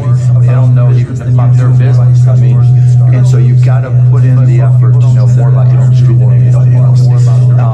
And that's the brains part, and that's the effort part as well. Because if you're competing with me, you better know what you're doing. Otherwise, I'm going to keep that the brains part, and you're not going to outwork me. And so, because the combination is usually what kills businesses early on. You could, within a 5-10 minute interview, say this dude's not going to make it as an entrepreneur. Yeah, I mean, I can typically tell, right? I can tell by their passion. I can tell by their focus. I can tell by their preparation. There's a whole realm of things in any business. Here's the business you're in, and here's 1,000 things that influence whether or not you're going to be successful. There's a whole realm of things. Through my experience in businesses, I can put myself in his position and say, here are 900 of the 1,000 things he has to be aware of, and then go through and ask. And by how many of those or her issues they've been able to address already, that kind of gives me a sense of how hard they go through and ask. And I can tell by the questions they ask me. So all I ask you to do is say, okay, what do you want to know? And when they start saying, what should I do? They ask you. Yeah, and that's fine, right? And I want them to ask questions, but people like to say, the only stupid questions are the ones you don't ask. That's not right? Because the questions you ask, tell me, tell whoever, more about you than anything else you do. Because in particular, it tells me about your preparation. If you ask me questions about just basic things that you should have known and you should have down to science, in particular, tells me that's going to disqualify you almost more than anything. Questions about just basic things that you should have known and you should have down. If you're not always learning, to this minute, if I'm not continuously learning, if I'm not just absorbing as much as I can absorb, someone else is going to kick my ass. To this minute, right? So you talk about paranoia. The greatest source of your paranoia should be knowledge. If someone else knows more than you do, and if you're not learning, if you don't know how to learn, if you don't have a thirst for learning and acquiring information, you're SOL. And if you're not learning, if you don't know, do you think there needs to be a healthy level of paranoia? There needs to be. Oh yeah, I mean, I always say, for every one of my businesses, I say, what would I do to kick my own ass? Right? So whatever business you have, there's somebody trying to put you out of business. There's somebody trying to take a bite out of your business, and it's better for you to figure out how they're going to do it rather than they do it. And so yeah, that's being paranoid. And so you have to be paranoid. You have to anticipate other people's next moves, and you can't ever downplay the competition. I was at a business plan competition this morning at a college, and they were kind of being dismissive of the competition, and so you can't ever do that. They're out there trying to take you down, and they're not just going to sit still. And if you're good, really, really good, you're going to inspire them to work even harder, faster, better. And so you have to be, very self-aware of what you're good at and what other people are good at, and a healthy dose of paranoia makes a big difference. It's very helpful. Very self-aware of what you're Let's transition to a different subject with college. You went to right now. You got a lot of people that say forget about school. Drop out of school. So you think they're ready? Tell me why. Right now, you got a lot of people that if you're going to have and run a business, if you don't understand accounting, you're already behind. Can't you hire a guy that knows how to? But then they still have to communicate to you. Your accountant might tell you you're profitable, but your cash is going down. Not understanding, and they still have that breakdown. And when you don't, your accountant might tell you. Do you think you need college to learn that? Yeah, I think you do, right? Because it may not. For some people, look, if you're so self-motivated that you can take an online course in accounting and teach yourself everything, you're way ahead of the game anyways. But most people aren't. I don't care if you go to a community college and take accounting and spend $99 for the class. Just you're way ahead of the game. Spending the money forces you to be more obligated to do it. But accounting, finance, lesser extent marketing, sales, that's the school audience. These are all that's the language of business. And so while it's possible to teach yourself these things, and while it's possible to hire them, when you're starting your own company, you don't want to have to spend money hiring an accountant to teach yourself these things. Well, let me tell you that if you've gone through all these classes, you don't have to hire a lawyer to incorporate, right? You can probably figure it out yourself. And so your cost of opening up a business drops. But even more important than all that, that's the blocking and tackling. That's the language of business. The thing I learned at Indiana that was more important than anything else, I learned how to be more important. And learning became far more important because the one certain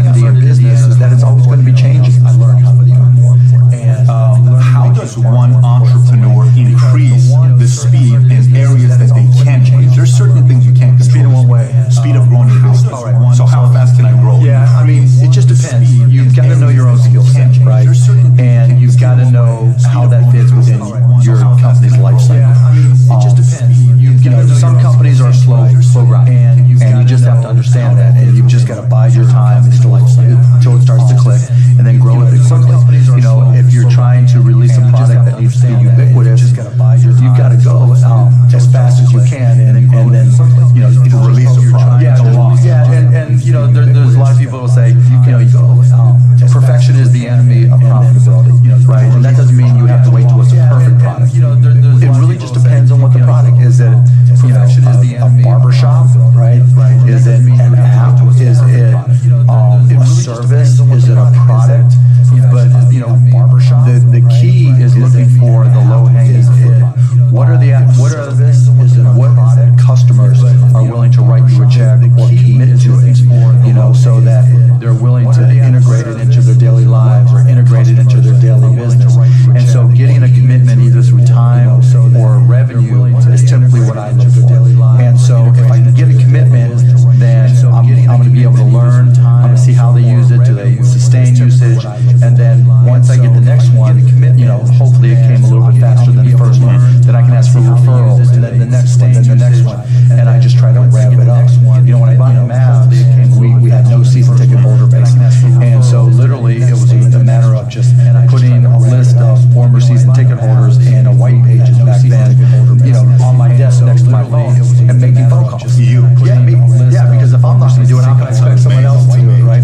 So just get on the phone. Hey, this is Mark Cuban. I'm the new owner of the Dallas Mavericks. I'd like to invite you back for again. It's not though. This is my business. We can't get regular sales guys or something to make those calls once they get to a quarter. You're a guy that's a billionaire. You're making those calls. But that's fine and good, right? Because everybody's got their own goals, right?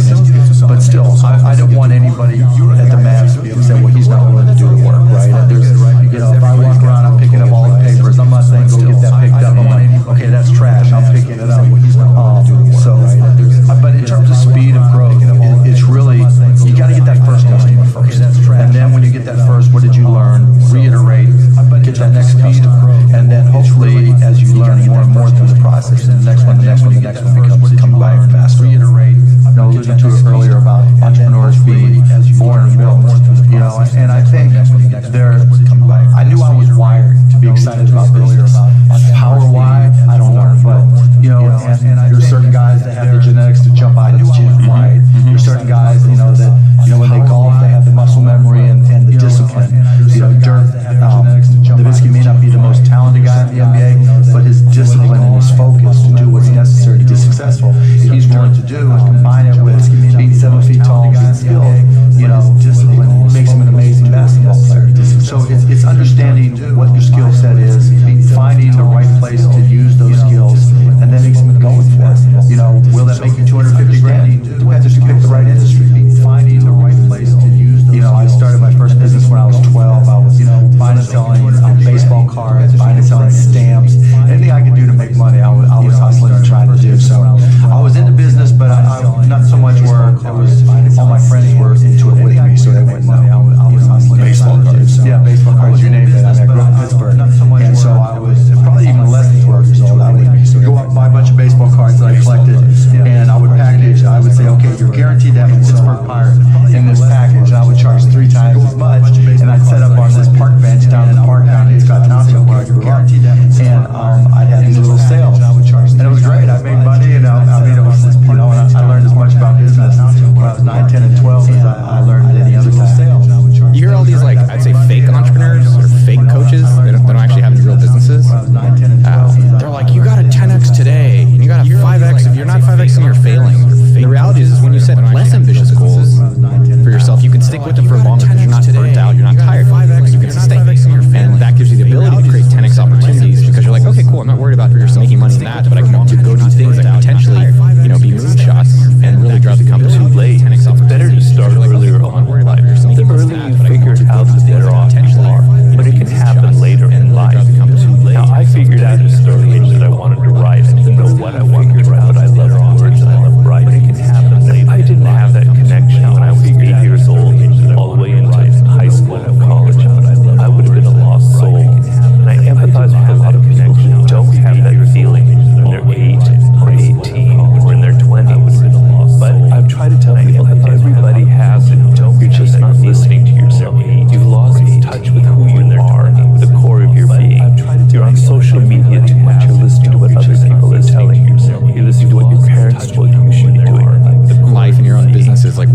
you're looking forward to and excited about. And it can even be small. Like one of my phrases I like is put it on the calendar. Life and your own business is like, what's on the calendar? What are you looking forward, excited about? And it can even be small. Like vision, one of my phrases right? I like is And put it so on the calendar. Life and your own business is like, for 20 years I was just so obsessed with creating money and getting money. And I was not really obsessed at all in enjoying life. For 20 years and enjoying it. And that's something when COVID happened that 180'd my life.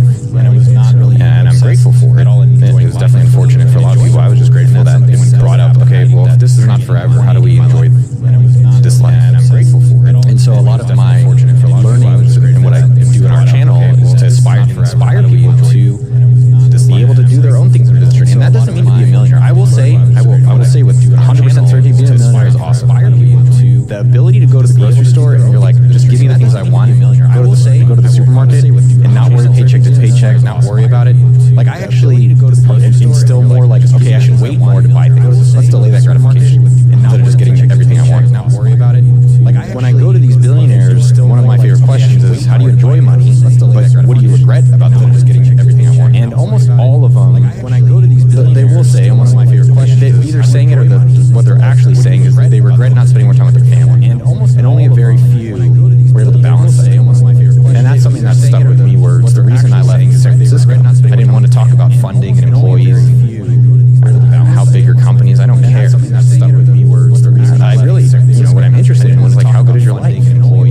Like, how are you with yourself? Not even necessarily you have to be a donor person. I think that's one way of a great life. Interested in was like, how are you to your partner? How are you to your parents? Like, how are you to your friends? How are you to the people you work with? You have to be a donor person. I think that's I think money is very sensitive. I think we're taught a lot about how to create it.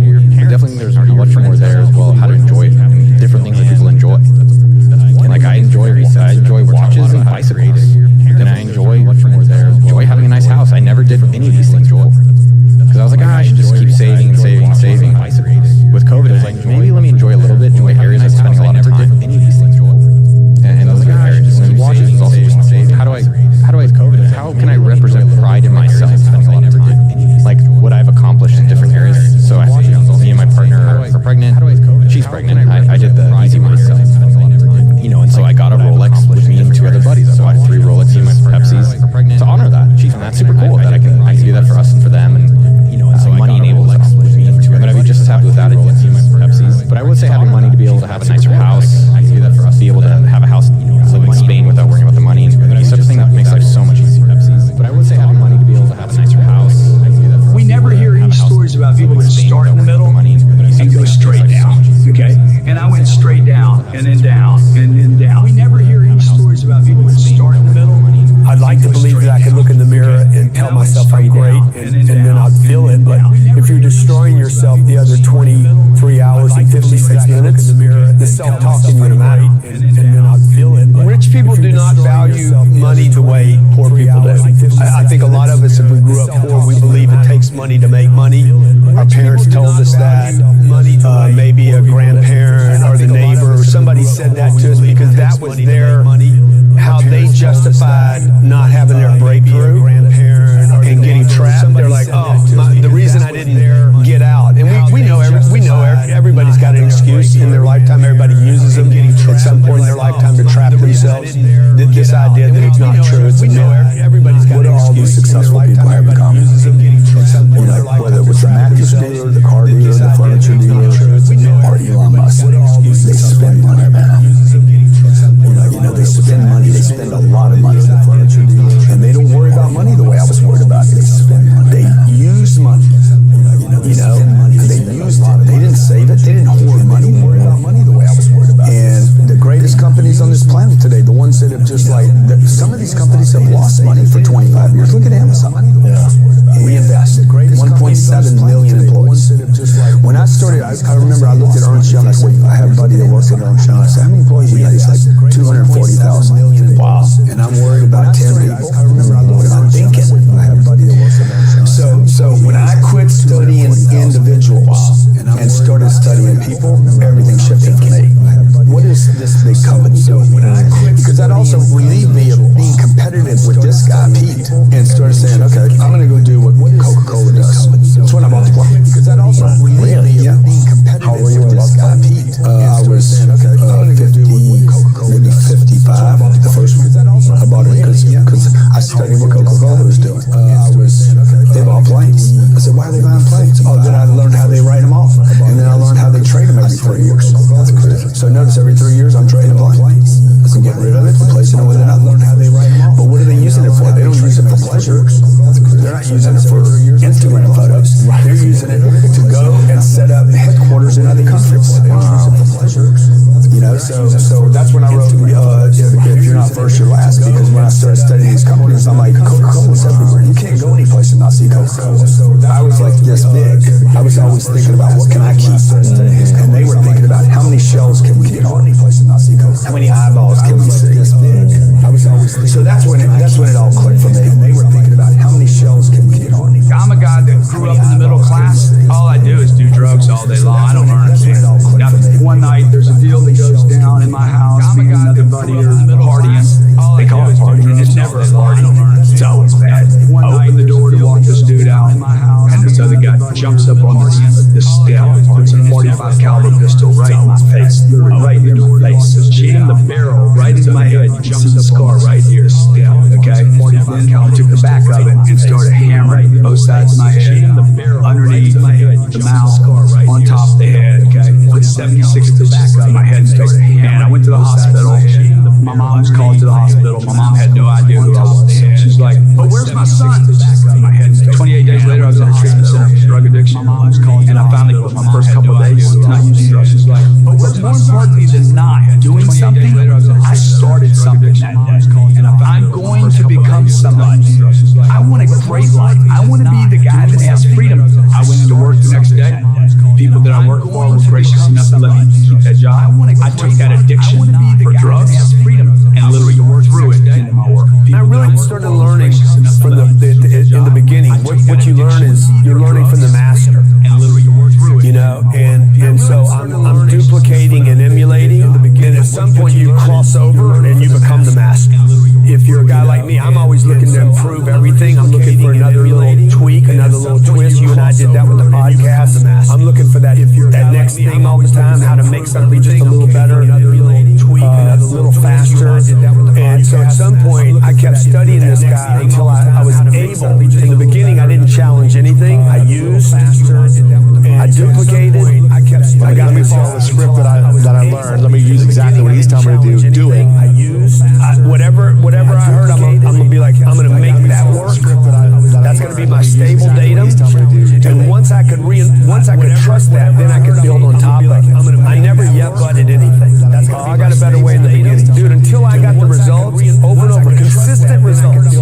Then I started teaching it to other people. Then I started learning angles. And then I basically created my own style and my own. I actually almost threw away what I had learned and created this new thing called information-assisted selling. Information-assisted selling, where I started leading with what people wanted rather than created this guy kind of hid. It was the old school hide it.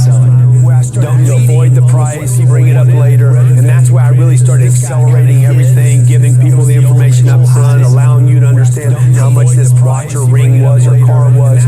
Before you even asked about it, I'd tell you it's $58,000 right away. So you wouldn't wait to the very end. You'd say, yeah, so look, if you're shopping for a car, or a watch, or a ring, a coaching program, whatever it is, you probably want to know how much it is. I know I would. This particular product's $58,000. It would require about $2,500 down. Your payments would be about $550 a month. Let's be sure you're on the right product. See, I got the value proposition, the money. I got you thinking about money right now. I want you thinking about money, so that when I show the product, you can start making sense of it. Because I can't convince you that it's worth right now. I want you thinking. You have to convince you. So that when they gave me a little pill and said you need to take this little pill, I said, dude, I came here to get off. Convince you that it's worth right now. And before I left, the counselor grabbed me and said, "Hey, if you don't give up your ideas of getting rich, because in 28 days you share your whole life, all your dreams, your goals, and everything. They're trying to get to what happens. Give up all your ideas of writing books.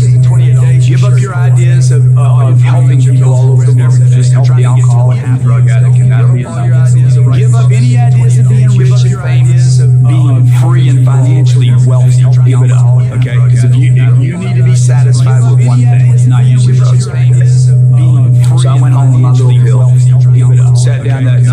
that little deal on that little table that I had. And so I went home, remember what that dude was telling me, give up all these ideas. Look at that little table that I had. I'm like, dude, I'm going to show this guy that I'm not powerless, not unmanageable. I can control my life.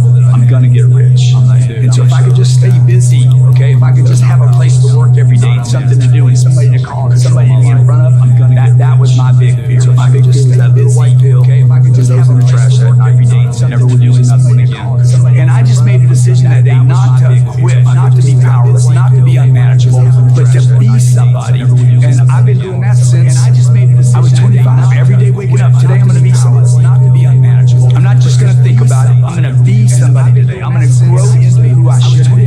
Every day waking up, We're not interested in people that want to be on the board because they want to make $200,000 or $300,000 a year, you know, for 10% of their time. And we're not interested in the ones who for whom it's a prestige item, you know, who want to go and check boxes or that sort of thing. We want our shareholders to walk in the shoes, our directors to walk in the shoes of shareholders. We want them to care a lot about the business, and we want to be smart enough so that they know enough about business that they know what they should get involved in and what they shouldn't get involved in. When we buy businesses, we don't have managers to put in them. I mean, we're not buying them that way. We don't have a lot of MBAs around the office that we're thank God. Yeah, we need management with the businesses that we buy. We don't have 3 times out of 4 thereabouts. The manager is the owner, and we have to decide in that time when we meet them whether they love the business or love money. And we're not making a moral judgment. Charlie may, but I'm not making a moral judgment about whether it's better to love the business or love money. But it's very important for me to know which of the two is the primary motivator with them. It's no secret that Warren Buffett and Charlie Munger are 2 of the most legendary investors to have existed. Just in 2023, the iconic duo brought the cash pile they store at Berkshire Hathaway to a whopping $157.2 billion. What can these legends of industry teach us? In their 2023 Berkshire Hathaway shareholder meeting, Warren and Charlie shared invaluable lessons and timeless wisdom. In their 2023 Berkshire I know what's going to happen that day. Maybe nothing will happen, but maybe something will happen. And if nothing else, I'll roll some T-bills or something. But I work with the greatest group of people you can imagine. I mean, we like each other, and nobody is after anybody else's job or anything of the sort. It's ideal working conditions, and it's 5 minutes from my home or thereabouts. So I must spend my life commuting. I just can't imagine having anything better or thereabouts. Berkshire has been paying nobody else in the United States. I just can't imagine. No individual, no corporation would ever pay any income tax, social security tax, gift tax, estate tax, anything else. 1,000 like Berkshire Hathaway would produce the revenue that's being produced by the federal government. Is being derived from the present tax code from everybody in the United States. And I don't feel badly about that, and I'd love to get it to what it's 1/500 or something of the sort done. We know how to do it, and we actually came from a money-making economy in World War II, which was required, and we suffered significant inflation. The price of money. There's a million ways to judge it, but maybe 10 times what it was then, or something like that. Well, that's getting close to the edge of where you don't want to judge it, but you don't want to hold dollars anymore. You want to hold something else. You want to hold real estate. You want to hold interest in a business. There's a lot of good. Your best defense is your own earning power. If you're the best doctor in town, if you're the best lawyer in town, if you're the best teacher in town, or even if you're the 10th best, you're going to make a good living. You know, the economy is productive, and you will succeed with your talent, but you won't succeed by hoarding dollars. You'll just succeed by the fact that your value to the community, which is a rich community overall, is sustained. So the best investment is always in yourself. You're lucky being in the United States. Just go around the world. You don't have a lot of choices. Some of them in some places, but you should write your obituary and then try and figure out how to live up to it. You know, that's something you get wiser on as you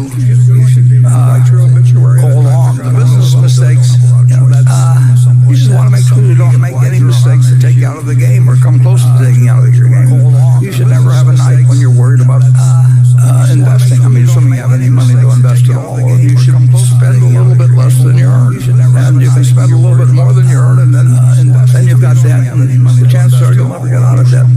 I'll make an exception in terms of a mortgage on your house, but then you've got that credit card debt. We're in the credit card business big time, and we'll stay in the credit card business, but why get behind the game? And if you're effectively paying 12 or 14 or whatever percent you're paying on a credit card, why get behind? You're saying I'm going to earn more than 14% of money. You could do that, come to Berkshire Hathaway. Tom Murphy, the first time I met him, said two things to me. He said, you can always tell someone to go to hell tomorrow. Well, that was great advice then. And think of what great advice it is when you sit down at the computer and screw your life up forever by telling somebody to go to hell or something else in 30 seconds and you can't erase it. And you don't need to vilify and telling somebody to go to hell or something else in 30 seconds you can't discussion. And then give another general piece of advice. I've never known anybody that was basically kind that died without friends. And I've known plenty of people with money that died without friends, including their family. I've seen a few people, including Tom Murphy Sr. I never saw him. I've watched him for 50 years. I never saw him do an unkind act. I didn't see him do very many stupid acts either. I mean, it wasn't that he was not discriminating. He just decided that an unkind act, there's no reason to do it. And wow, what a difference that makes in life. He just decided. Well, it's so simple. And you spend less than you earn and invest shrewdly and avoid toxic people and toxic activities. Try and keep learning all your life, etc., etc., and do a lot of deferred gratification because you prefer life that way.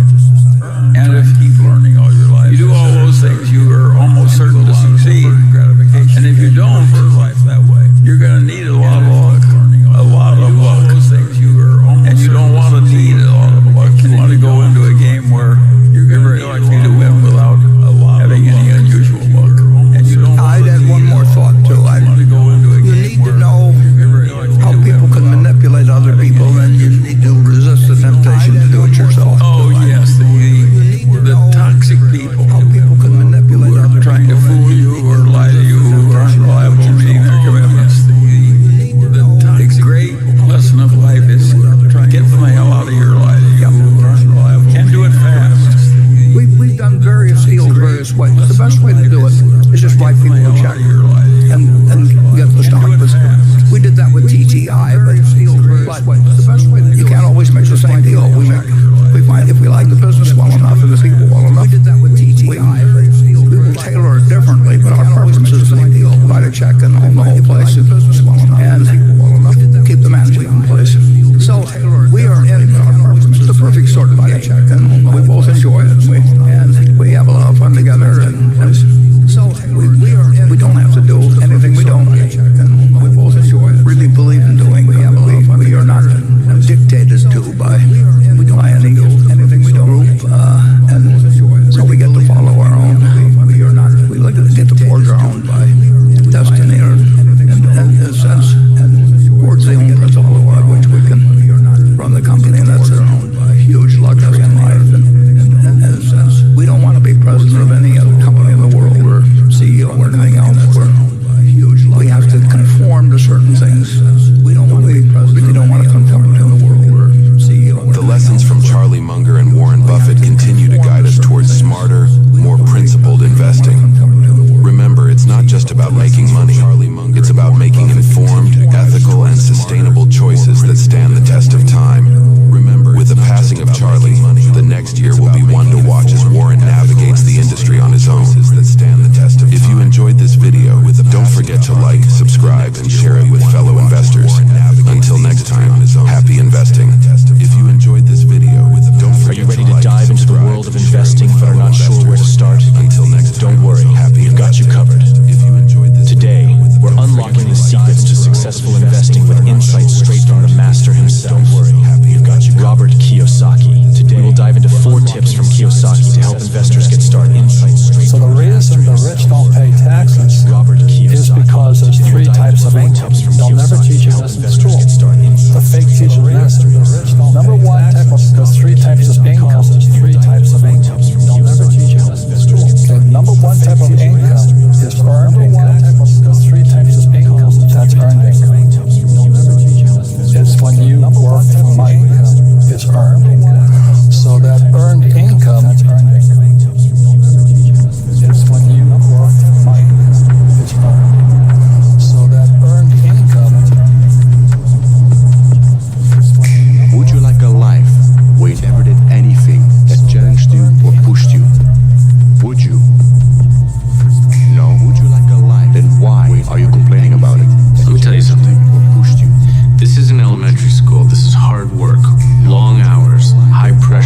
I need a grown goddamn plan. You give me this, and I will work as hard as it takes to school those Harvard douches and become the best lawyer you have ever seen. You sound as though you're feeling the pressure. And I will work as hard as it takes to school those Harvard douches and become the best lawyer Life you have ever seen. is this. You sound as though you're feeling the pressure. There's no pressure. There's no pressure at all. I've been getting pressure since I was 10 years old.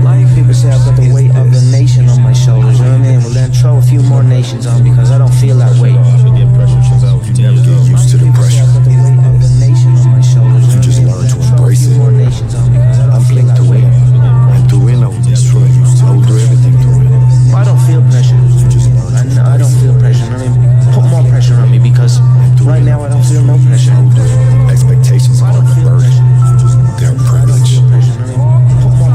Because it could be worse. As no one could expect anything at all.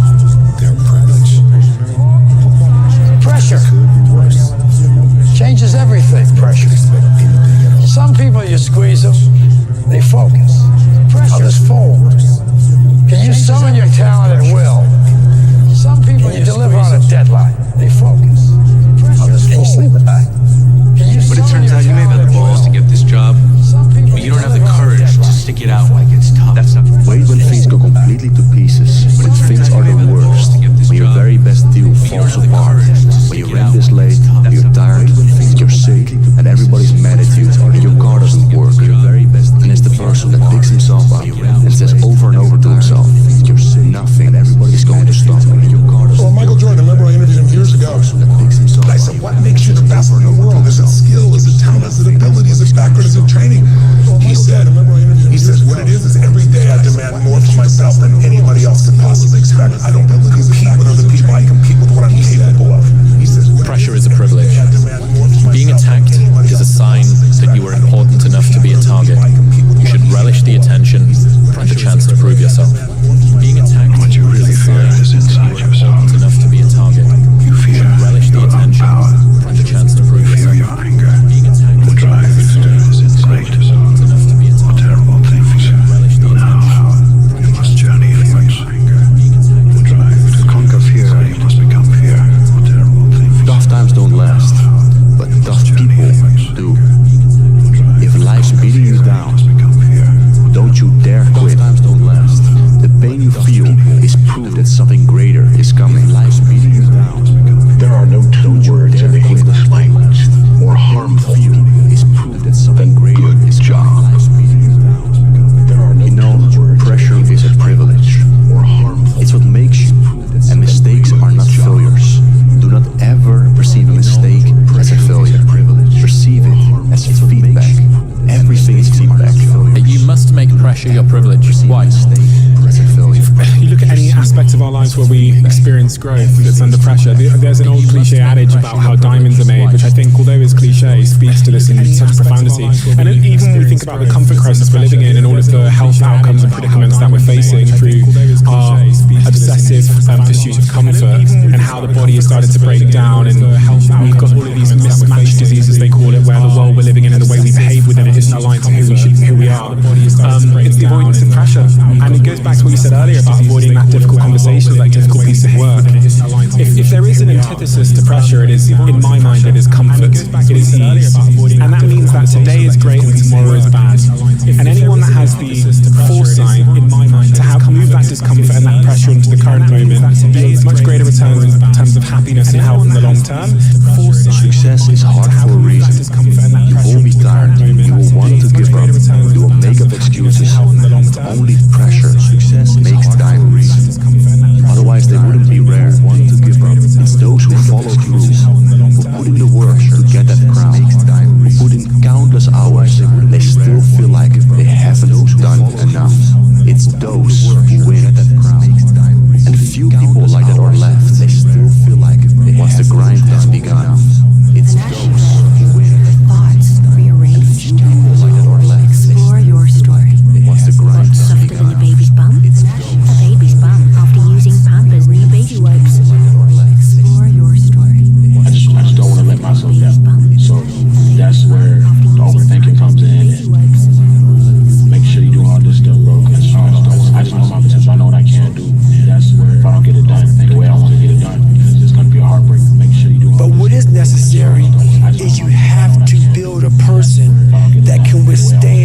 pressures of whatever they're going to be dealing with in life.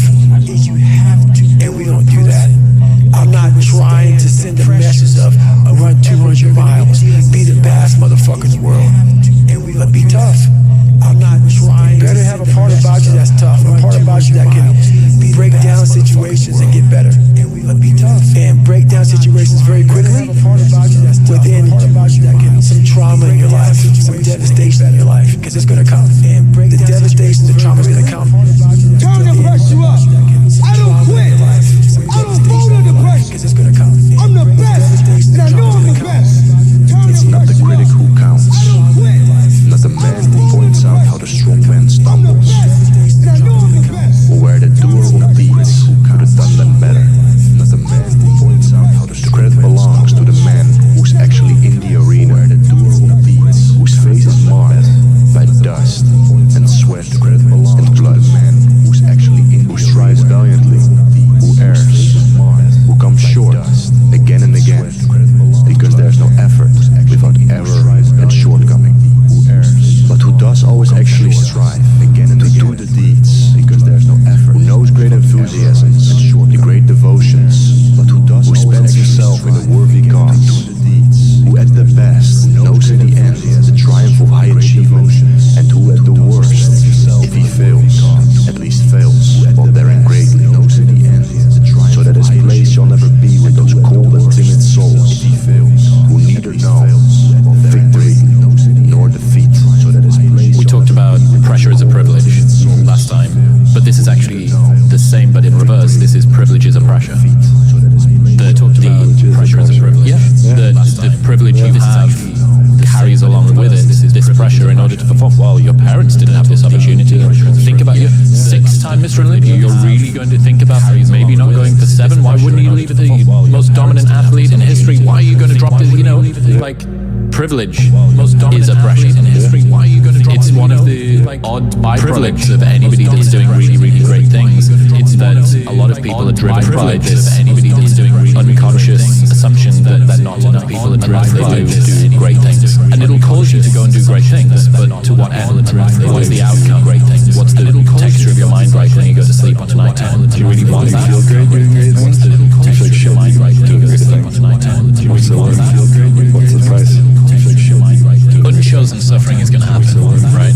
So the only thing that you can do is have some chosen suffering to prepare for it, right? That's the only thing you can practice for the unchosen suffering to prepare for. Is that chosen suffering? Do something that sucks every day. Unchosen suffering. For a diamond to be produced, it has to go through extreme pressure, extreme heat. And if that wasn't enough, what makes a diamond is the cuts.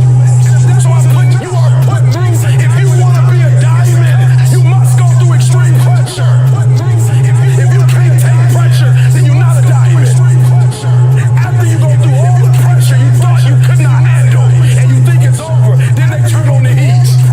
Take yourself back to that dark place. And you think it's over, then they turn on the heat. That place where you had no home, that dark place.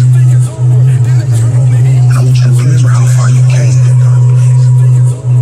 We didn't come this far. Remember how far you came to only come this far. We didn't come this far. You want to be the best version of you. You want to grow into this individual that you see yourself being. But without the pressure, it's too easy to just not do it. I'm running off not much sleep today. I've been to the gym, I've been boxing. But the pressure of knowing I've got this, and I've got the things I've got coming next, means that I'll keep rolling. Get you shot. Yeah, if I didn't have them things, I'd have for sure laid in bed today. Get you shot. Yeah, if I didn't have them things, Demand I'd have for that sure we believe in laid in bed something today. that we cannot. Demand that we believe in something. Demand that we believe in something that we cannot see. Think of it for a moment.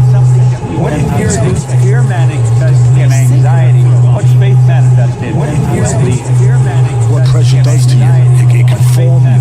It can destroy you, but it can form you. It can make you realize what you're capable of.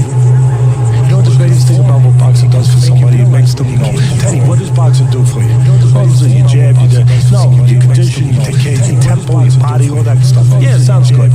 No, Teddy, give us one thing that boxing does for you. It lets you know you can depend on yourself. Teddy, give us if everything is easy in life, if everyone loves what you're going to do, and you have no enemies, you have no opposition, nothing to resist, and you're just going to be mush. You're not going to amount to anything. You're not going to be able to push yourself. You're not going to be able to change, evolve, amount to anything. Muhammad Ali said, if I didn't have Joe Frazier around, I would not have become the great boxer that I am. He would have been a great boxer anyway, but I would not have become a nemesis like Joe Frazier put me on a much higher level. A nemesis like Joe Frazier, even though there is no guarantee of success. And here's the wonderful thing: when you persist, your self-esteem goes up. Each time you force yourself to stay in there, your self-esteem goes up. You like yourself more. You respect yourself. You stay in there. You feel better about yourself. In fact, in the ultimate end, you don't even mind losing because you feel better about yourself. Here's the second thing: is persistence is self-discipline in action. And self-discipline is the foundation of persistence of a great personality in action. Everything we've talked about really depends upon our having the discipline personality to do it. And self-discipline means the willingness to do what you should do. And self-discipline means whether you feel like it or not. It was like big pressure on me. And I remember when I was talking with my father and they told me, hey, remember, you know how people make diamonds? Diamonds make it under big pressure. If you can handle this pressure, you're gonna become diamonds make it under big pressure. Is there not a line in Batman where the Joker says, I complete you? So your brain needs pressure. It needs constant pressure. And stress and pressure is not a bad thing.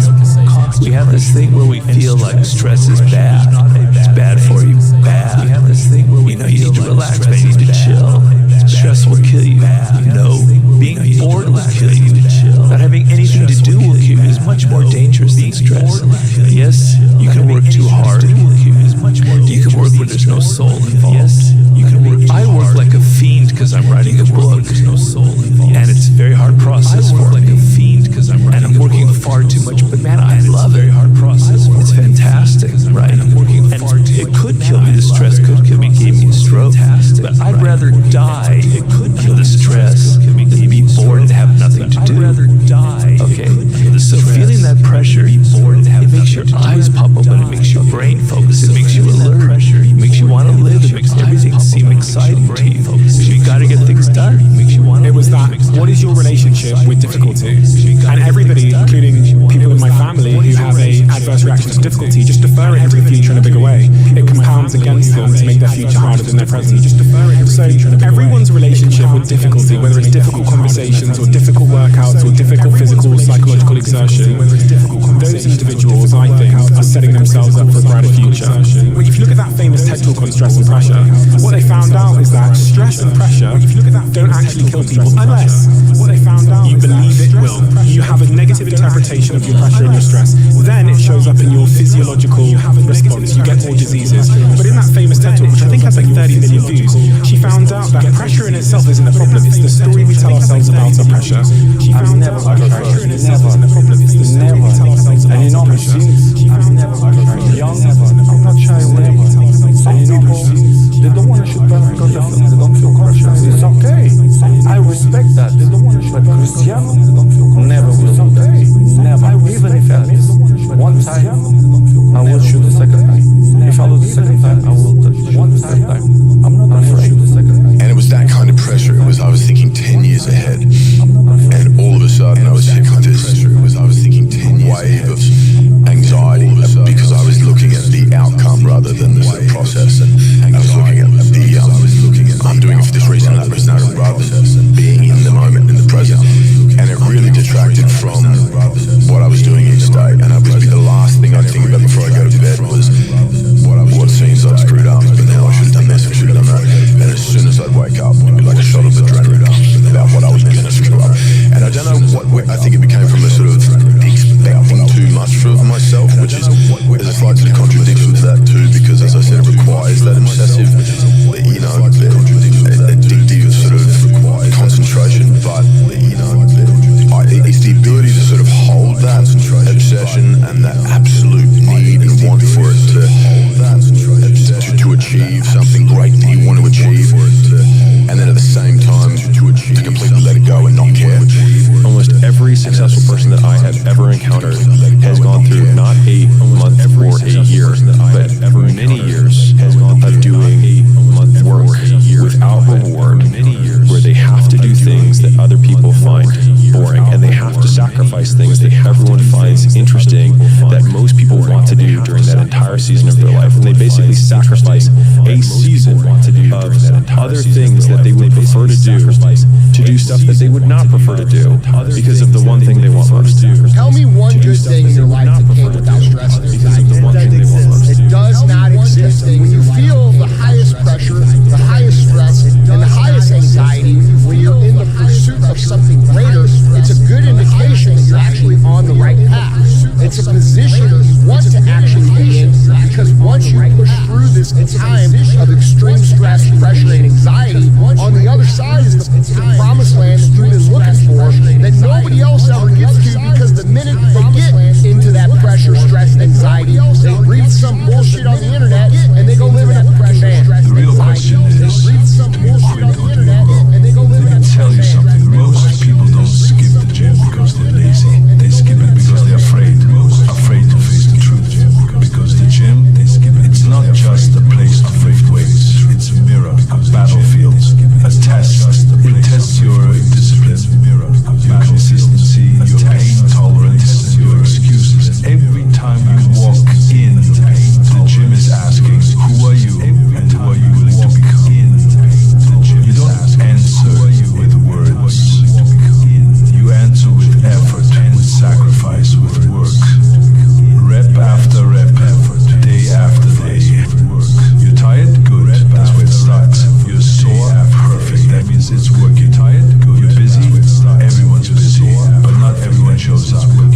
Because the gym doesn't care about your stories. Everyone shows up. It doesn't care about your problems. It only listens to action.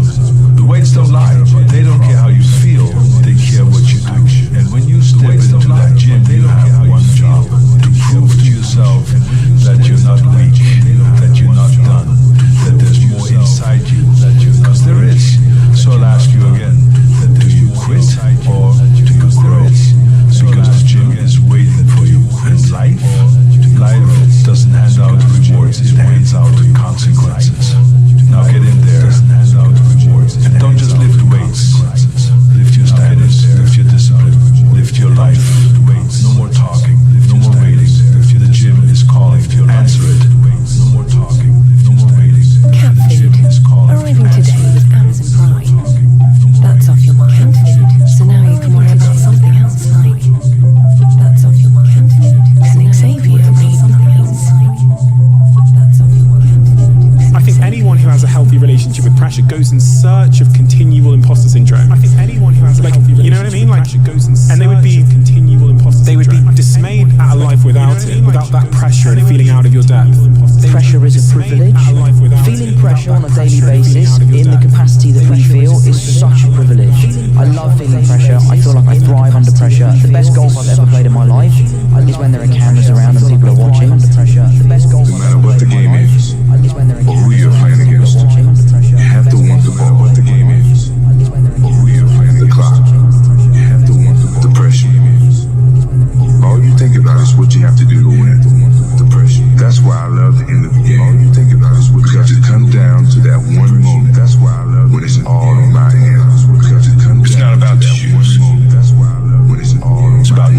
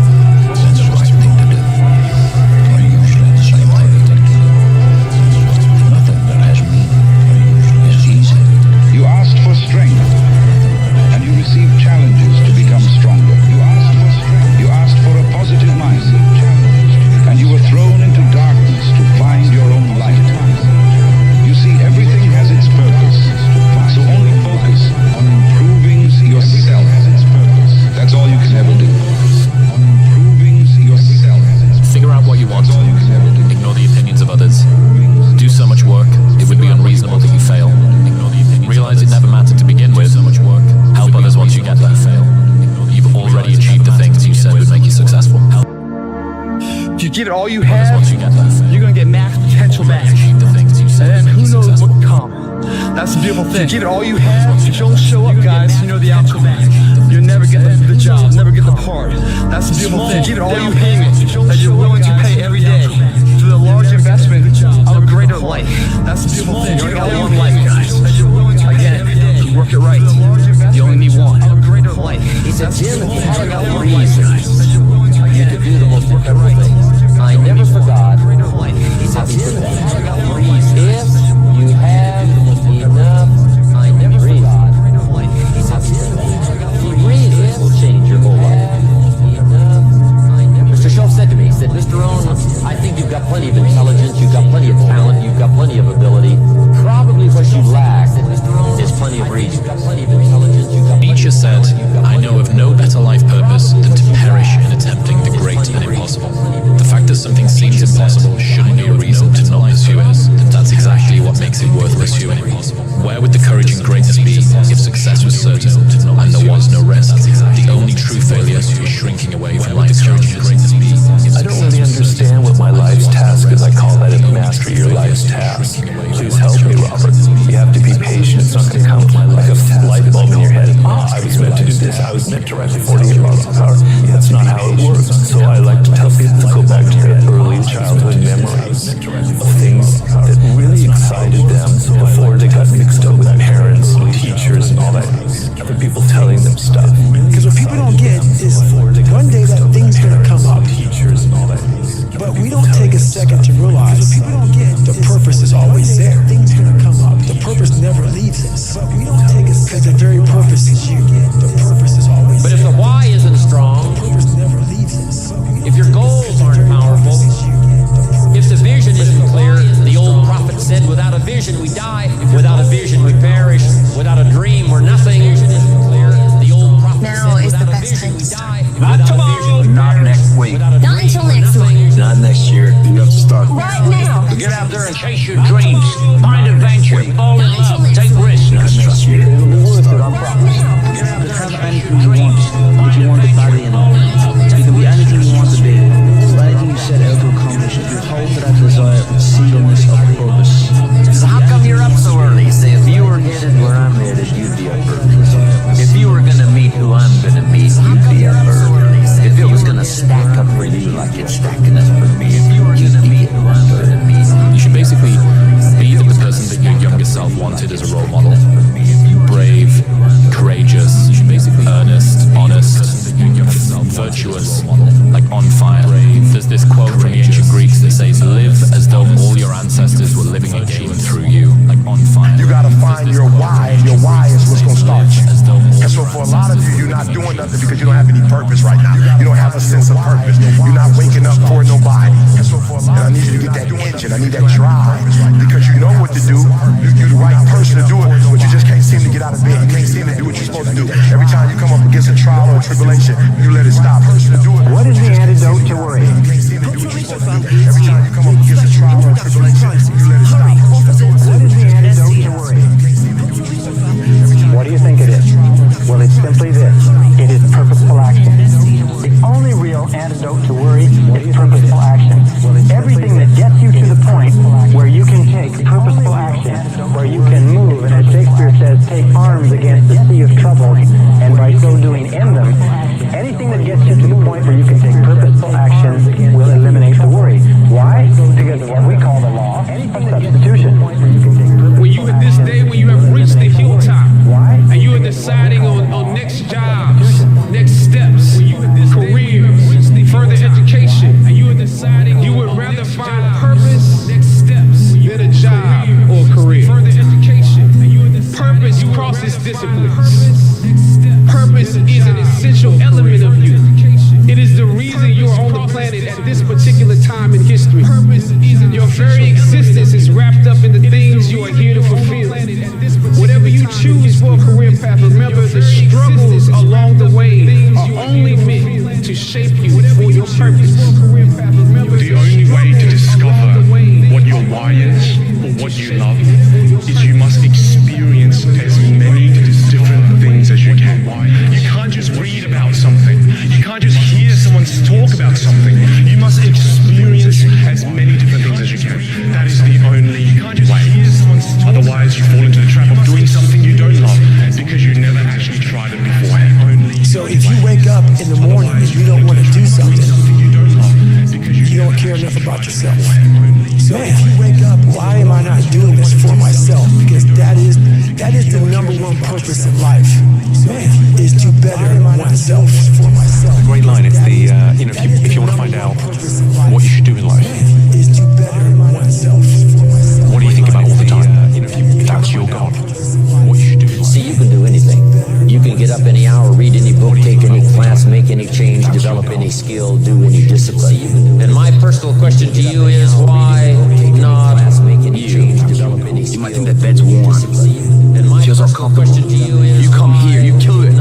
Give it everything you have. Leave it all here. The warmth you feel after that, you come here. Second to none, man. Second to none. No sheet can provide that comfort for you. The warmth you feel after that, you give it all here, guys. And you leave it all here. You at your weakest state. Bottom of the barrel. What's about to happen? Your greatest trial. You kill yourself on pride in the barrel. Leaving nothing to spare. Your greatest trial. What's gonna come? The growth of opportunity here. I have never met anybody who became incredibly successful in any area of their life until they had suffered and sweated and sacrificed and kept their focus and fought through tears and trials and tests. And if you have a dream and you commit to it, it will come to pass. And if you have a dream, what's your why? If I don't give y'all nothing else, you better start that. What's your why? You know why I do what I do and I do it so passionate? Because my grandfather was a high school dropout, my father was a high school dropout, I was a high school dropout, and we about to break the cycle. I do what I do, so my son won't have to go through what I went through. High school dropout. I'm about to give everything I got, and I will know if I don't get another gig, it won't have anything to do with the fact that I done put everything on the field. I'm about to give everything I got, and I will know. What's your why? Why do you wake up in the morning with the fact that I done put everything on the field? Problem with the pursuit of happiness is that when life storms come along, happiness disappears, and then you're left with nothing. So you need to pursue something that's deeper than happiness. And if happiness comes along, well then, hooray for you. You don't want to despise it because it's fleeting, but it's much better to pursue things that are meaningful than things that make you happy. It's deeper and it orients you more appropriately and it keeps you centered in your own life. It makes you more useful for your family and your community. And it's a relief to young people to know that the baseline conditions of life are difficult, but then you can still prevail. Your purpose in life is something that you're born with. It's like your destiny. This is what you were meant to accomplish. But we humans are not born with that purpose engraved in our heads. You know, animals don't wake up to go, what am I going to do today? I can go here, I can hunt for this, I can hunt for that, I can do this. No, they don't. They operate by instinct. They have a purpose. It's automatic almost. We have to find our purpose. And because it's so deep and so important, that if we don't find it somewhere else. It's something to live for. You know what I want you to understand? Everything you say yes to is you saying no to something else. There is nothing you say yes to that doesn't cost you something. And you need to pay attention to what you're saying yes to because you may actually be saying no to your future. Because people who achieve greatness make a decision to live a life that is self-sacrificing and that has deferred gratification. Make a decision to live a life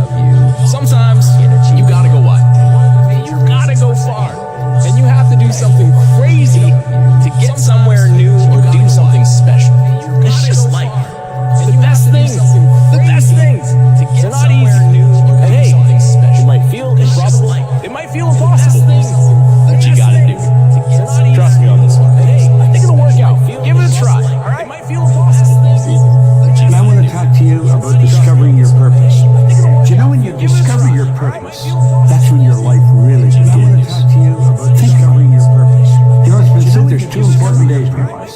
The day you're born and the day you discover why you were born. It's why you get understand in the morning. It's why you get up and get going. You have a purpose in life. Now, without a purpose, you're just wandering around. No direction. See, I honestly believe every one of us are hardwired to do something.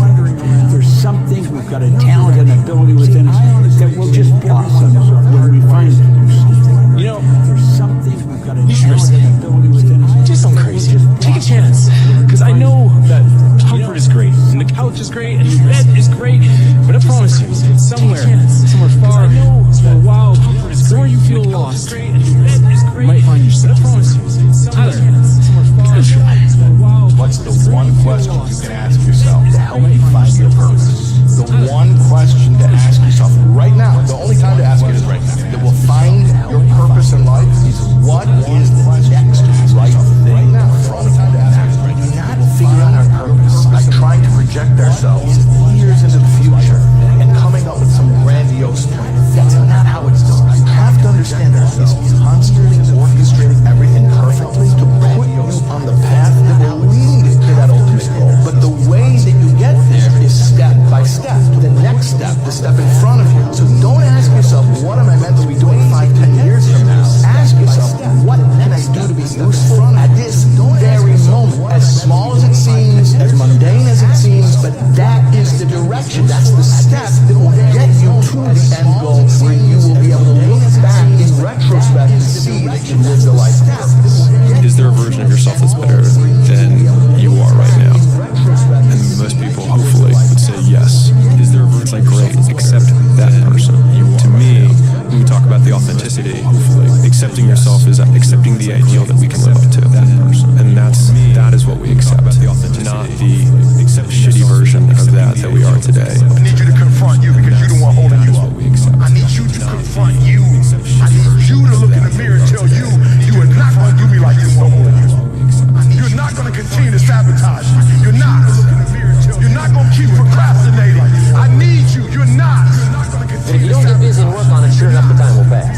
And sure enough, 5 years from now, you'll wind up where you don't want to be, wearing what you don't want to wear, driving what you don't want to drive, being what you don't want to be. 5 years from now, you'll wind up. Now's the time to fix it. Wearing what you don't want to wear, driving. You must be able to see it, Mr. Anderson. You must know it by now. You can't win. It's pointless to keep fighting. You must be able to see it, Mr. Anderson. You must know it by now. Why, Mr. Anderson? Why? Why do you persist? You must be able to see it, Mr. Anderson. You must know it by now. Why, Mr. Anderson? Why do you persist? In 2017, Charles Leclerc lost his father, and in his final days, he told his father a white lie, that he'd made it to Formula One, that he'd signed the contract. It wasn't true then, but his driving has made it true now, and look what he's done with the opportunity.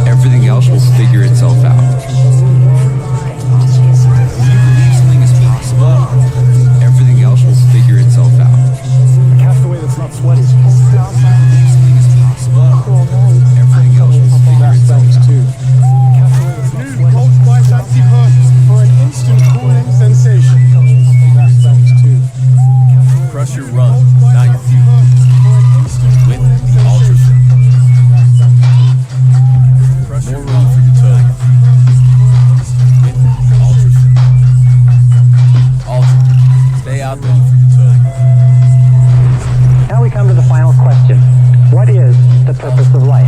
What is the purpose of your life? Why are you here? Why do you exist at all? Why do you get up in the morning? Why do you have a life? Why are you on the earth? Is it simply to be born, to grow up, to work, to reproduce, to die? Or is there something else? In my estimation, there is something else, something far more important. In this session, I want to talk to you about my discoveries and my thoughts about what the true purpose of life is. The true purpose of life, in my estimation, is to find a mission. Some of the wisest men and women of this century and of previous centuries have looked at this whole idea of why a human being is put on this earth, and they've come to the conclusion that we are put on this earth to fulfill our potential by finding our true mission in life. Emmett Fox calls this your heart's desire. If you don't know where you want to go or who you want to be, you eventually just float around and you will eventually crash. Most people walk around with no goals, no ambition. They don't know where they're going. It's like a ship with no destination. If you don't know where you're going, you'll never get there. Ask yourself this: if I had a gun to your head and I said, pick the one thing that you want to do in life that would just make you absolutely happy, would give you a sense of fulfillment and peace of mind, never mind that it's not going to make you money. The thing that you would do if money was not an issue, what is it? Once you know where you want to go, then you direct your time, your energy, and your attention to the execution and the achievement of that goal. It's all about intention. But most people walk around in life thinking that life is just a big fat lottery. And it's just not that case. Those that live by the lottery of life most likely end up losing. That life is just a big fat lottery. Now, here's the next exercise. Now I want you to answer this question. What kind of person must I become to achieve all I want? And I'll give you time to write that down. What kind of person must I become to achieve all I want? What you become helps you to achieve, and what you achieve helps you to become. And the more you become, the more you can achieve, and the more you achieve, the more you can become. Who knows which affects the other the most? So now just write this exercise. Start with a few sentences. Your concept of the person you think you must become to achieve this exercise. Time for a little truth. You need to become much wiser than you are in the moment. You need to become stronger. You need to have better health. Maybe you need a little coaching to really become the person I want to become.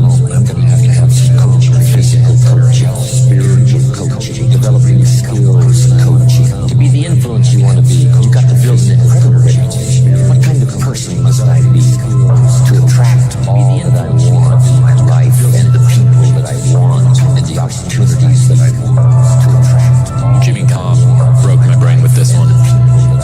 Everyone is jealous of what you've got. No one is jealous of how you got it. My brain with this one. The man says, I will climb the mountain. No one is They told me it's too high, it's too far, it's too rocky, it's too difficult. It's never been done before, but it's my mountain, I will climb it. Pretty soon you'll see me waiting from the top. It's too difficult. Or dead on the side, because I ain't coming back. Pretty soon you'll see me waiting from the top. That is the definition, because I ain't coming back. Promise yourself you will live. I asked the kids, how long should a baby try to learn how to walk? How long? How long would you give your average baby before you shut them off? How long? See, any mother in the world would say, you're crazy. My baby's going to keep trying until it learns how to walk. What a magic point. See, any mother in the world would say, you're crazy. My What if you did it? keep trying until it learns how What to if walk. you actually did it? How do you think you'd feel? I mean, just for a minute, think about what your life would look like if you hit every goal that you had. If you actually, I mean, just went out and did everything you said you were going to do. If you hit every what would your life look like if you actually? When you get to the point where it hurt real bad, when you get to the point you can't take it no more, when you get to that point, you cannot quit doing the process. You cannot give up. You get to this point, you can't take it. But once you realise you're not going to be around forever, I think that's what makes life so magical. One day you realise, eat your last meal, smell your last flower, hug your friend for the very last time. You might not know it's the last time, so that's why you should do everything you love. Smell passion, hug your friend for the very treasure the few years you've got, because that's why you should do everything. That's all there is. Inside we grow. We start from here and it comes out. This workout's called Victorial Pride. Chest workout, the pride from within.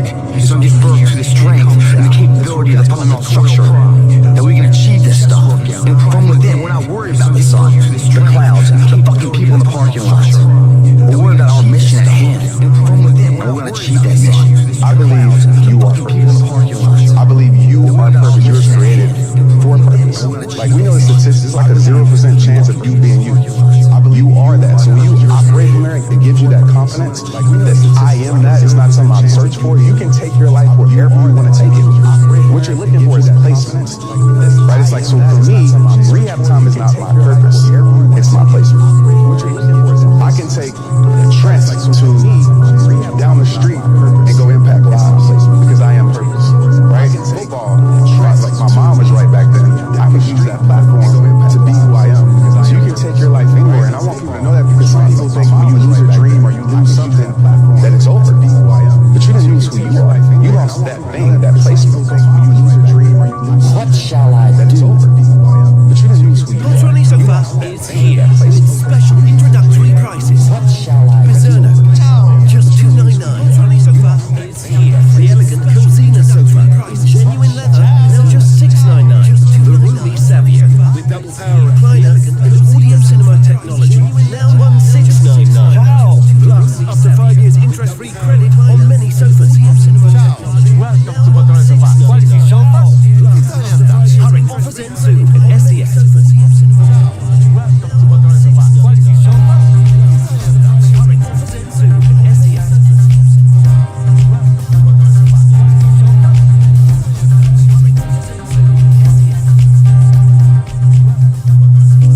Well, for progress, you must decide. The best advice I can give you came from a wealthy friend of mine who said, if it's easy, do it easy. If it's hard, do it hard. Just get it said, done. If it's easy, do it easy. If you went home tonight and in the next few days cleaned up a whole list of decisions, that might furnish enough inspiration for the next 10 years. And in the next few days, I found this out many times after you've decided getting on with it is easier than deciding. Sometimes decision is the toughest. I found this out many times after you've decided. Here's the next emotion, desire, wanting to bad enough. I found this out many times after you. And I don't know how to tell you to want to. That's something you've got to come up with. There's two things I know about desire. Number one, it comes from inside, not from the outside. You don't send off for it. There's two things I know about desire. Number one, your heart's desire is something that is placed deep down inside you, maybe even before you're born, and it's something that calls to you and sings to you and lures you on throughout your life. And the reason that we say that only 1 or 2 or 5 out of 100 people fulfill their potential in any given generation is because most people ignore the calling of this heart's desire. They push it aside, they ignore it, they pretend it isn't there.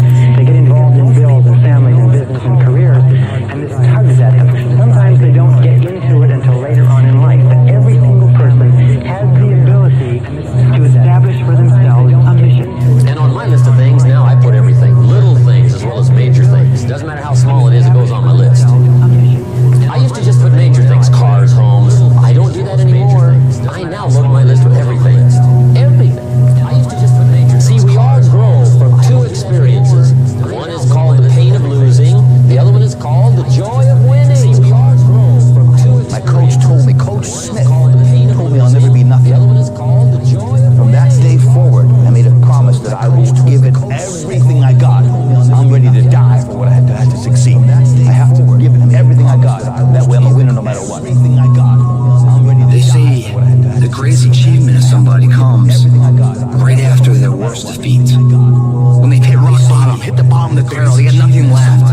Everyone's given up on them. They've lost all their worldly possessions. The dead broke on their back. It's at that point, guys, when everything's lost, that everything can be gained. There's no more ego there, is there? They let go of, what if I fail? What if it doesn't work? What if I don't like? What if this person rejects me?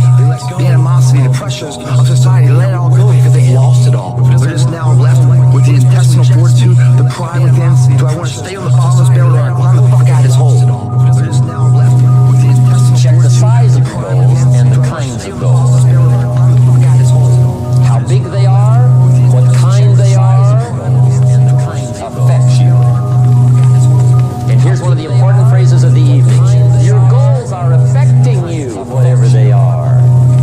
Your goals affect your attitude, personality. Your goals affect the way you walk, the way you talk, the way you dress.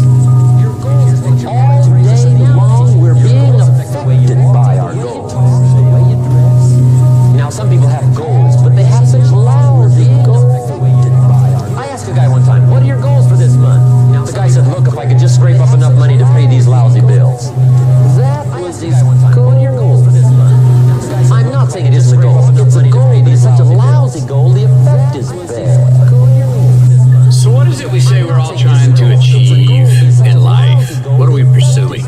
Happiness is usually the word. I propose this. Forget happiness in life. How about pursuing? Go for joy. Happiness is usually a destination, a place we think if we get there, then I will be happy.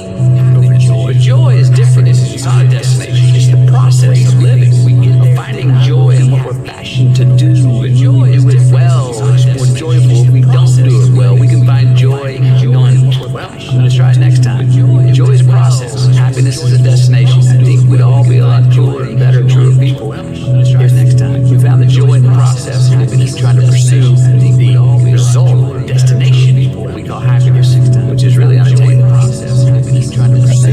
We look down now to 16-year-olds and say, where are you going to go to college? What are you going to do for the rest of your life? Now to 16-year-olds. And it's like, they're not fully baked yet. How do they know? Give them a break. Just say, look, I think after high school, take a year off. Take 2 years off. Join the Peace Corps. Travel. Go figure things out. Or just enjoy yourself. For the first time in their lives, they're adults. And they don't have to be somewhere. They're not told to be somewhere. For the first time, get used to that freedom. Get used to having to be somewhere. The need to self-govern yourself. Get used to that. To be able to and employ self-discipline. You just have to live. Self-govern yourself. You just have to live. You just have to act your age. You just have to live. If you're 26, you just have to be 26. Stop trying to be 56. It's not expected, and it's a burden that you don't have to carry. You will not be the man that you want to be until you grow into it. You have to grow into it. Tired of boring news? Here's Jen Spark's AI Pods, coming for you your unique podcast. Tired To podcast. New task incoming. Everybody gets to work. Jen Spark create a podcast explaining this astronomy. Everybody gets to work. Personally courting these individuals. It's a full-on talent race. This prompted a fascinatingly sharp response from OpenAI CEO Sam Altman. He effectively defined this prompted a fascinatingly sharp response from OpenAI CEO Sam Altman. When you feel like you're ready for a moment of me time, or a bit of showtime, when it comes to outdoor seating, Wayfair has everything under the sun. When it comes to outdoor seating, Wayfair has Probably what you lack is plenty of reasons. You've got enough intelligence, but not enough reasons. Here's what else I found out. Reasons come first, answers come second. You don't get the answers to do well till you get the reasons. Life has a mysterious way of hanging on to all the answers, and only gives them up to the people that are inspired by reasons. When you concentrate and work intensely on an important task, it gives you a feeling of energy and enthusiasm. When you complete an important task, your self-esteem goes up. You feel like a winner. You feel great about yourself. If you have a list of tasks to do, and you choose to do the most important task, and you complete it, you get a rush. It's called an endorphin rush, and your brain releases endorphins, which flood your system and make you actually feel exhilarated. You almost laugh out loud. You're happy. Your heart rate goes up. Your smile. Sometimes you will work late at night to complete a task, and you get it done at 2 or 3 in the morning, and you finish it, and even though you should be exhausted, you're late at night. You're happy. You can't sleep. You're walking around. You watch television. You finish it because even though you feel great. If you work away on low priority tasks, even if you complete them and do them well, you don't get any excitement or thrill in doing something that's not important. The very worst thing in the world is to do very well what need not be done at all. Because we're meant to grow. If you ask people, what does it take to be happy?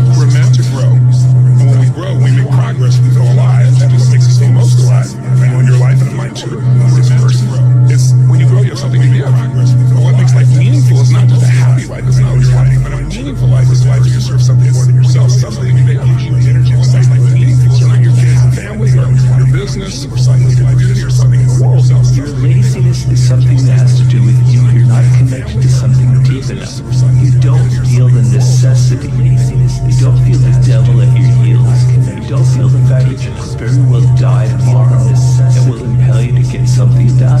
There's no necessity behind it.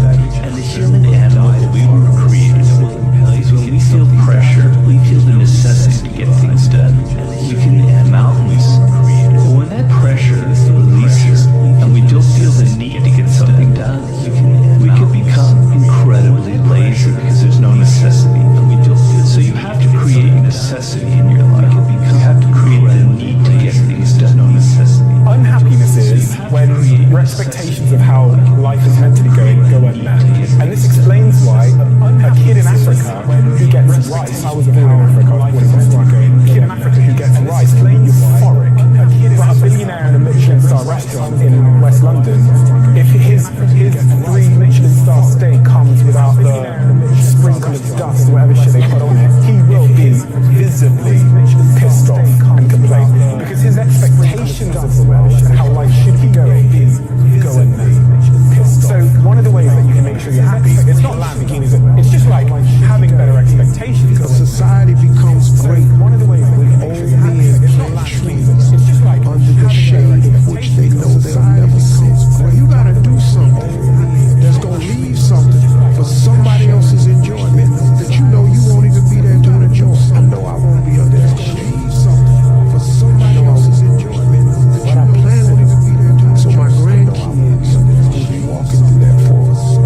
Man, these some big trees. That tree 50 years old. Your granddaddy Papa Harvey put them trees there. Some big trees. That tree 50 years old. You know, why do I just keep getting up and going and going and going? But I had a purpose before everybody had an opinion. It's not about anybody else. It's not about anybody else. It's just about going to do it because that's what you want. That's what you set out there to go do. It's about anybody else. I've always been my biggest critic and continue to stay that way and do it because that's what you want. That's what you set out there to go do. Isn't related to your job. I've always been my biggest critic. Maybe your job is your job, and the job is the thing that supports you. And then the rest of your waking hours are devoted to your purpose, whatever that is. Yeah, and a lot of us are trying to make it the same thing. Yeah, and it's beautiful when it happens, but it doesn't always happen, and it's out of our control also. We can decide, I would say, if you need to have a job to support yourself, that's great. That's a noble thing to do.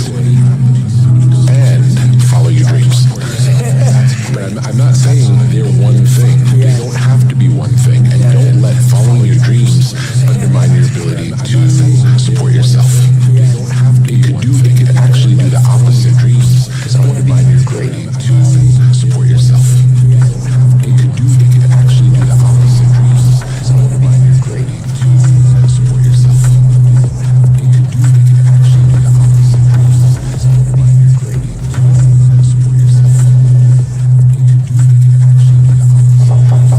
Oh, hey, brutal?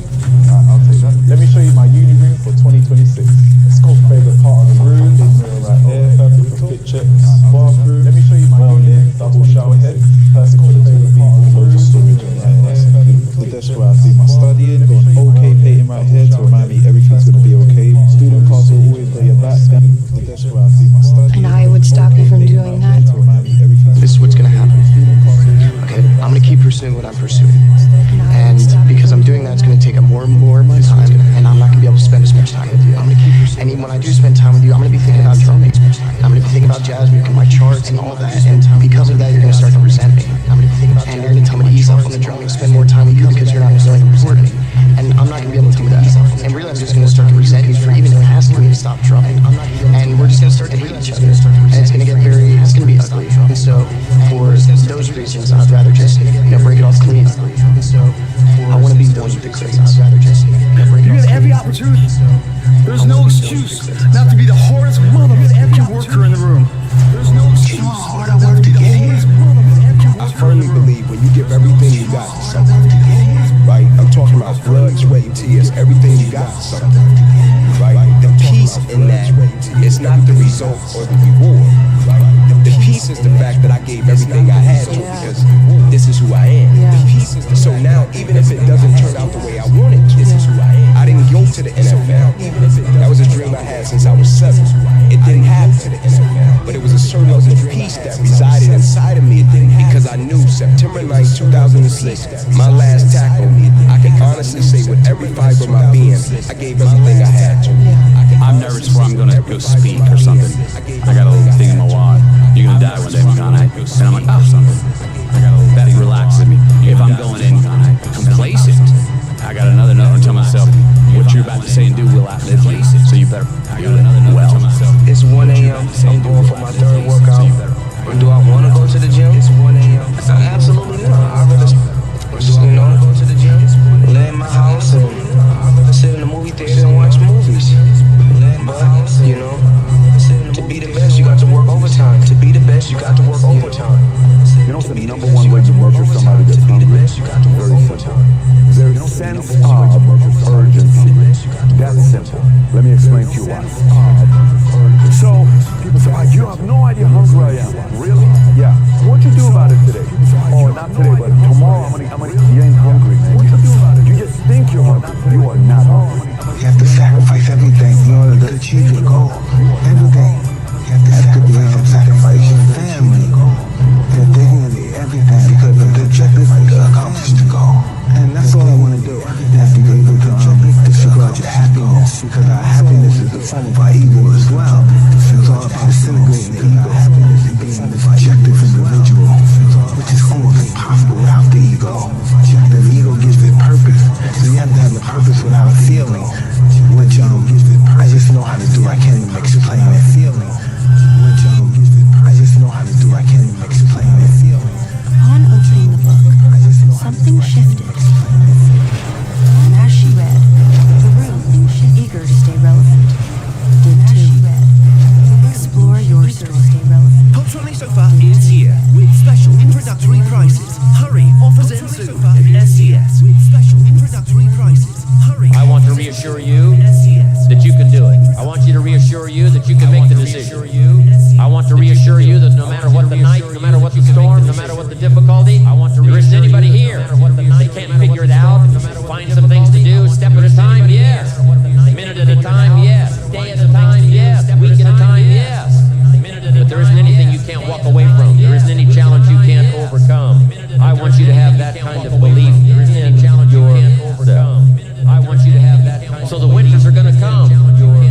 The winter of sickness, the winter of disappointment, the winter of devastation, social winters, economic winters, personal winters when your heart is smashed in 1,000 pieces and the nights are unusually long. It's simply called winter time. But the winters are inevitably called, and that's what I'm telling you. It's possible for you to conquer your winter. That's what I'm telling you. It's possible. Think about what's scarier, trying and failing, or living by someone else's rules for the rest of your life. Be selfish. Be selfish for the next 3 years. Go get yourself strong. Go put your own oxygen mask on. Put some money in the bank. Crush your company. Be selfish with your time. Be selfish with your income. Be greedy on the amount of money you want.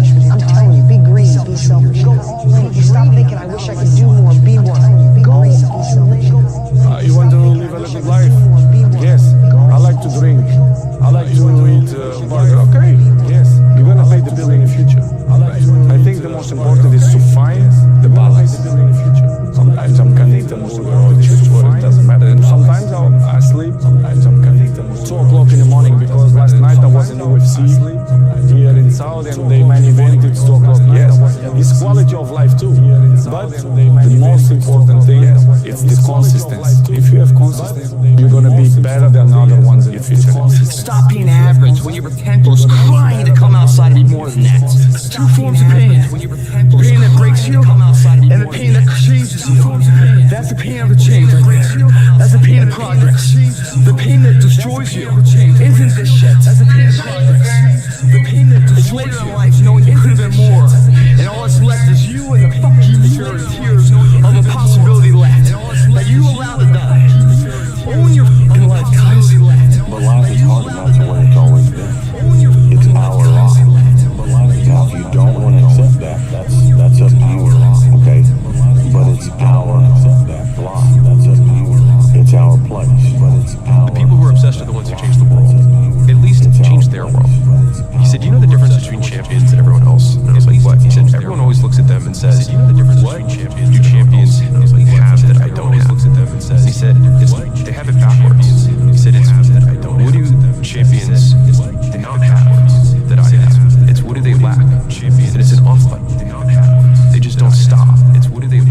Solutions for abundant hair. Think again. They just don't stop. New Pantene Grow Abundant. In each precious drop, the power of Pro-Vitamin Complex and Niacinamide to reduce hair loss by up to 90% and grow stronger, longer, denser hair. New Pantene Grow Abundant. Longer, denser hair. Way up here, right at the edge of oxygen, in space. Way up here, O2 satellite keeps you connected in more places than ever before. So even when you're far from everything, you won't have to miss a thing. Introducing O2 satellite, essential for living. And so in dealing with the gold medal studies, like they just never stop. They just can't stop. Everything in their life is geared. And so in dealing with the gold medal studies, like and they approach never stop. They just can't stop. You can't stop people from trying to limit your dreams. And so in dealing with the gold, you can't stop it from becoming a reality. You can't stop your dreams and limit your dreams. And so in dealing with I encourage you to always be curious. Always seek out things you love. And so always work hard once you find it curious. This is what every single Rocky training montage gets wrong, which is what every single Rocky never doubted the direction and the path that he was on. He just doubted whether or not he could get there.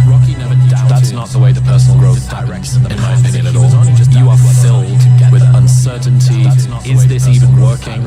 I have no idea if there's glory on the other side of this. You know, it's the other side of the lonely chapter. It's the process of the lonely chapter. Life don't come around the other side of this. Everything you got right here, right now, you will sacrifice. None of us can lie.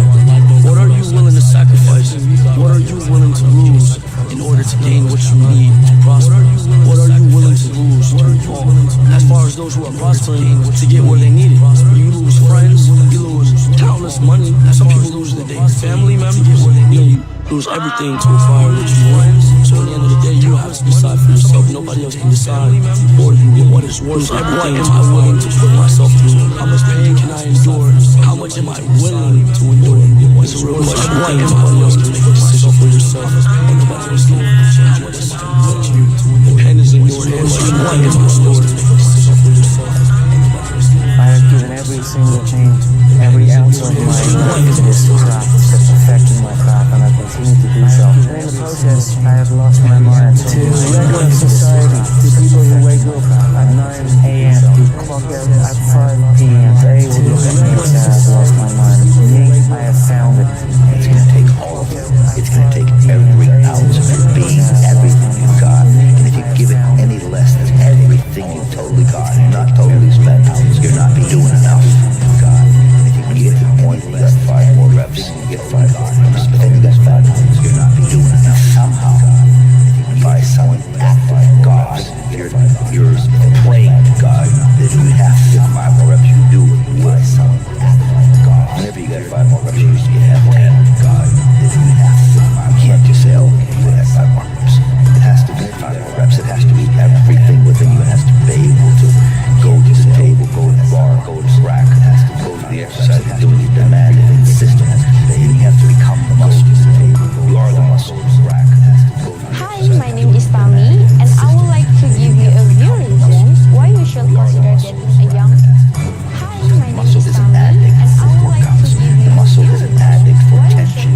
The muscle is an addict for stress. The muscle is an addict